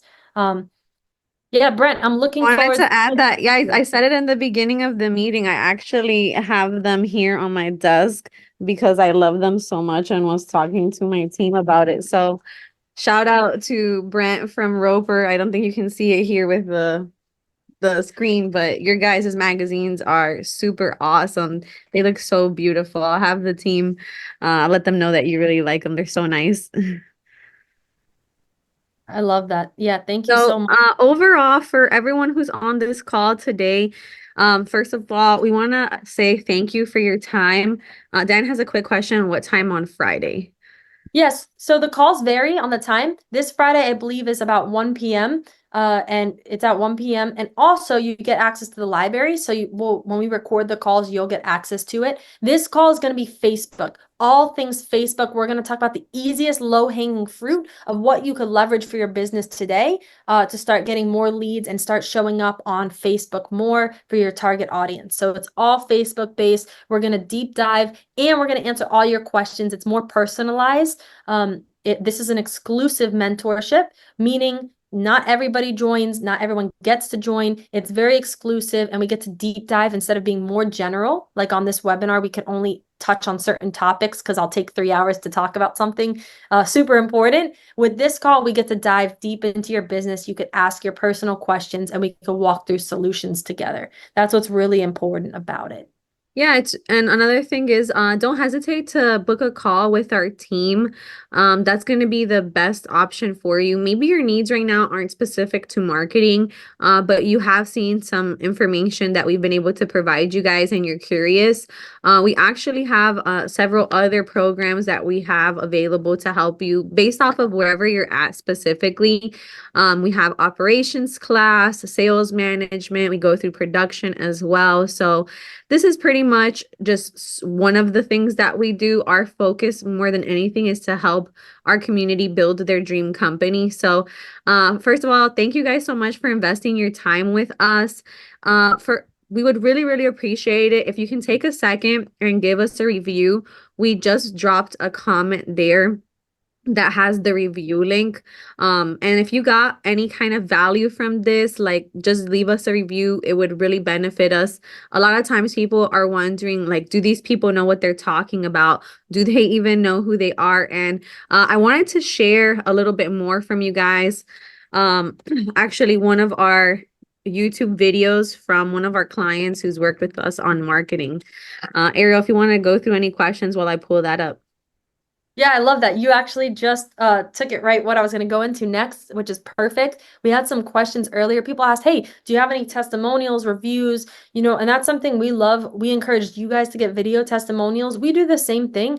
If you've ever seen our YouTube or even our Facebook, you found us on social media, we make sure that we get real feedback from real customers and hear about their journey, their story, and how it affects, how it impacts their business, essentially, how they've been able to grow from it. It's so important. So on our YouTube channel, you could find a ton of resources, videos on how to improve your processes, your marketing, and testimonials from, I think, hundreds at this point, hundreds of roofing contractors just like you, who've been able to grow their business through these different resources and platforms that we teach. So we're going to pull some of those up for you so you can see what that looks like. Where is Neil and Son video that they recently filmed, Ariel? Yeah, let's check that out here. We have a ton. See, when you have hundreds of reviews, the problem is finding the ones you want to show, right? Oh, there's actually one right here. Let's show this. It's right on the shorts page. Do you want me to share my screen? Yeah, let me switch it over to you 1 second. All right, you got it. Perfect. All right. All right, everyone can see my screen here. We have 159 videos, so we have a ton of cool content on here. This is one that just was posted not too long ago from Neil and Son, someone we're doing marketing for. 16 immediate forms. That's what it was. But Yep. the total calls we got now, obviously you said a mouthful. We can't tell where they came from necessarily, but we had 112 calls. In that very That's first the most in the first 2 weeks of it. We had a total of 252 phone calls come through in 35 forms. And we booked a total of 80 appointments in July, which is, for us, that would have tied our highest month last year. And this is historically our worst month. Last year in July, we probably saw about 20 people. So you guys are making me look really good, and I appreciate that. Let's go. Yeah, so we're pretty pumped right now. I mean, Ashley answers the phone for us, and she came in. She's like, I don't know what you're doing, but can you chill out a little bit? It was good. It's real good. So we're very happy right now. One thing to keep in mind, this was a client that invested into different areas of their business with us. So they did a rebrand, they relaunched a new logo, mascots, like went through the full process with us. So there are a lot of different ways that we can help you guys get there. Yeah, there's a ton of cool You can put content. that video really quick right there, the manual one. That one's nice. Which one? This That one? one. Yeah. All Was right, that a testimonial one? yeah, so here's some branded tools we did as well. And this is actually, yeah, it's just music, but this is actually from our customer. This is at their office. This is not at our office. This is their materials all stacked up. They're ready to go and hit the ground running. They got everything from trainings on how to grow the company, the processes, to actual marketing materials. So when they're on the ground, when they're, at networking events, door knocking, they have everything in place. So our YouTube channel really has a lot of value here, shows some of our work. I mean, we've done a ton of different designs and materials. If you guys enjoyed this class, I would recommend taking a look at the Roofing Systems Masterclass one as well, that we have there. It's more of the operations version of this webinar. So we still have quite a few of you left on this call. Does anybody have any more questions for us? We're here until you guys are done. So if you guys have any more questions, we're available right now to answer them. If you have any specific scenarios that you want to learn more about and so on, we're definitely here for you. Yeah, NFL, thanks for the review. Yes, thank you so much. We appreciate you. NFL Exteriors, thank you. Thank you, Giselle. Look forward to meeting with you and talking about your roofing company and what you got going on. We have a ton of testimonials here. Maybe I could play one more while we have people on the call, just so you guys can see a variety of businesses. I mean, there's so much to show, and it's really exciting. It's really exciting. Our 3-day conference is October 16th, 17th, and 18th. That's the next one that's coming up. That is our operations class. Huge shout out to Scott Exteriors. They just signed up as well for the marketing mentorship. Columbia Plateau Inc. Thank you so much for signing up. Love it. Yeah, thank you guys. And if you want free resources as well, Lorena, I know you said I think you just opened your company. Awesome. I'm so happy and excited for you. There's so much potential. And I know there's a ton of people probably here in this group and in the marketing mentorship that would love to help you. But you could go to our YouTube channel. There's a ton of free content on there that you could watch. And yeah, so let me show you guys a couple more testimonials here. It's hard to choose. You could see from the page, there's a lot of them. There's a lot of them. I'm going to go with NJ Roofing. He's a marketing client as well. I'm Dionis with NJ Roofing and Gutters. I've been with Business 411 for over a year. I came to 411 regarding my branding, my logo, all my business needs, and started the whole process, did the whole rebranding. 411 did the whole evaluation of my business, of my website, and all my needs, what I needed and what I was looking for. And when I came to 411, I didn't even know what I needed or what I wanted. So after all the testings and everything that Business 411 did, they came to me, they told me what I needed. They had everything prepared. They had a whole package. They knew what logo I should have. They knew what I should do, what needs to be done with my branding, with my website. What's been the reaction from the marketplace and your friends and people in the industry now that they saw the new branding? It's been like a big wow. Like for New Jersey, I definitely say I'm one of the only ones that have that branding. And I can see a lot of people being jealous and a lot of people loving it. All my competition hates it because it's something different, something they cannot get, never had their mind around it. And my customers love it. It's like another way to start a topic with them. So this testimonial is 3 minutes long, so I'm not going to play the whole thing, but Dionis, NJ Roofing, they did branding with us. They do marketing with us. We took a brand that was just a generic brand and made it something that actually stands out. That's another big piece of marketing that I want you to understand. How are you standing out? How are you representing your brand? How are the people in your company representing your brand? How do you stand out? So yeah, let me go back. Someone just asked, can you please post the masterclass sign up again? Yes, let me do that for you right now. And then I'm going to answer. I saw a question come through that I'm going to answer for you guys. The mentorship, just so we're clear, that one is a monthly call that we're going to be doing with you guys. Our master class is our October 411 roofing systems class. Just so when you're talking to the team member, if you also have any questions and stuff. So we're going to drop both the mentorship and our 3-day event link in the comments once again. So you have both of those available. Shout out to Kelly. She's always behind the scenes making everything work. Yeah. Both of these are going to be extremely valuable for your business. If you can get in for that 3-day class, it will be the best investment you ever make in your business. And if you're unsure, you just go to our YouTube page and you can literally watch hundreds of people who have come and how it's changed the trajectory and growth for their company. Derek asked, what tech do you recommend for tracking new incoming leads, calls, etc.? I'm really happy you asked that because tracking is crucial for your marketing. If you're investing money, don't you want to know where, how you're investing it and how it's benefiting the company, what kind of ROI?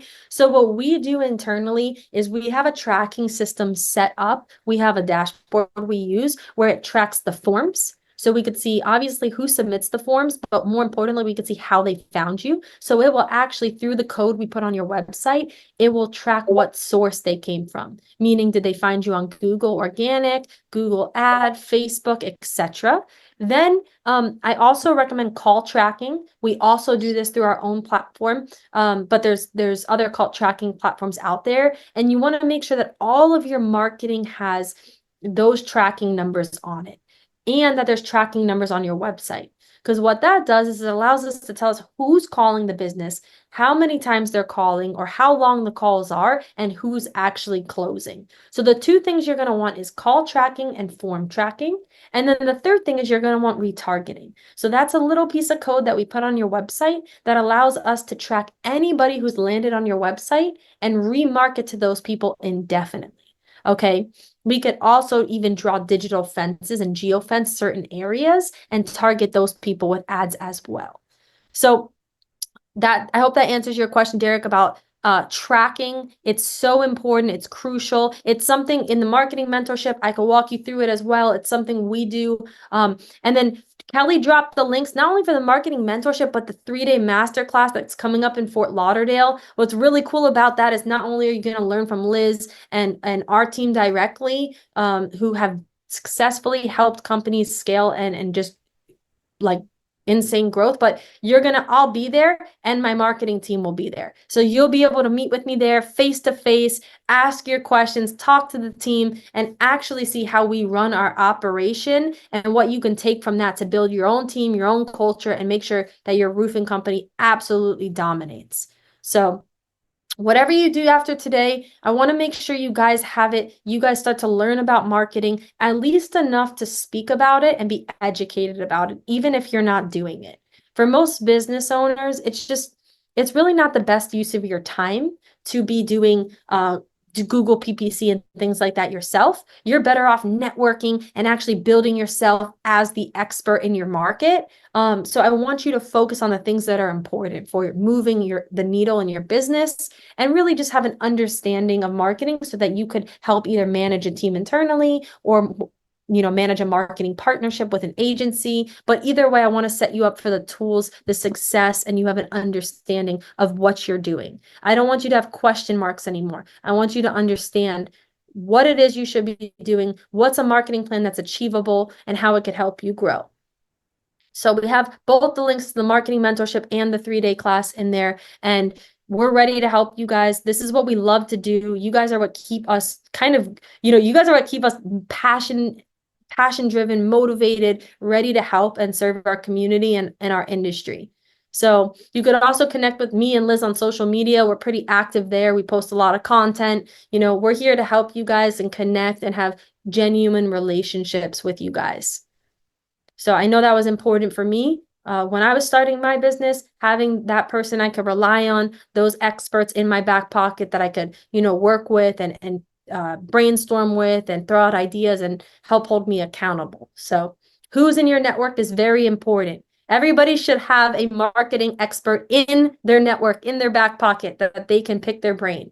Everybody, even marketers themselves.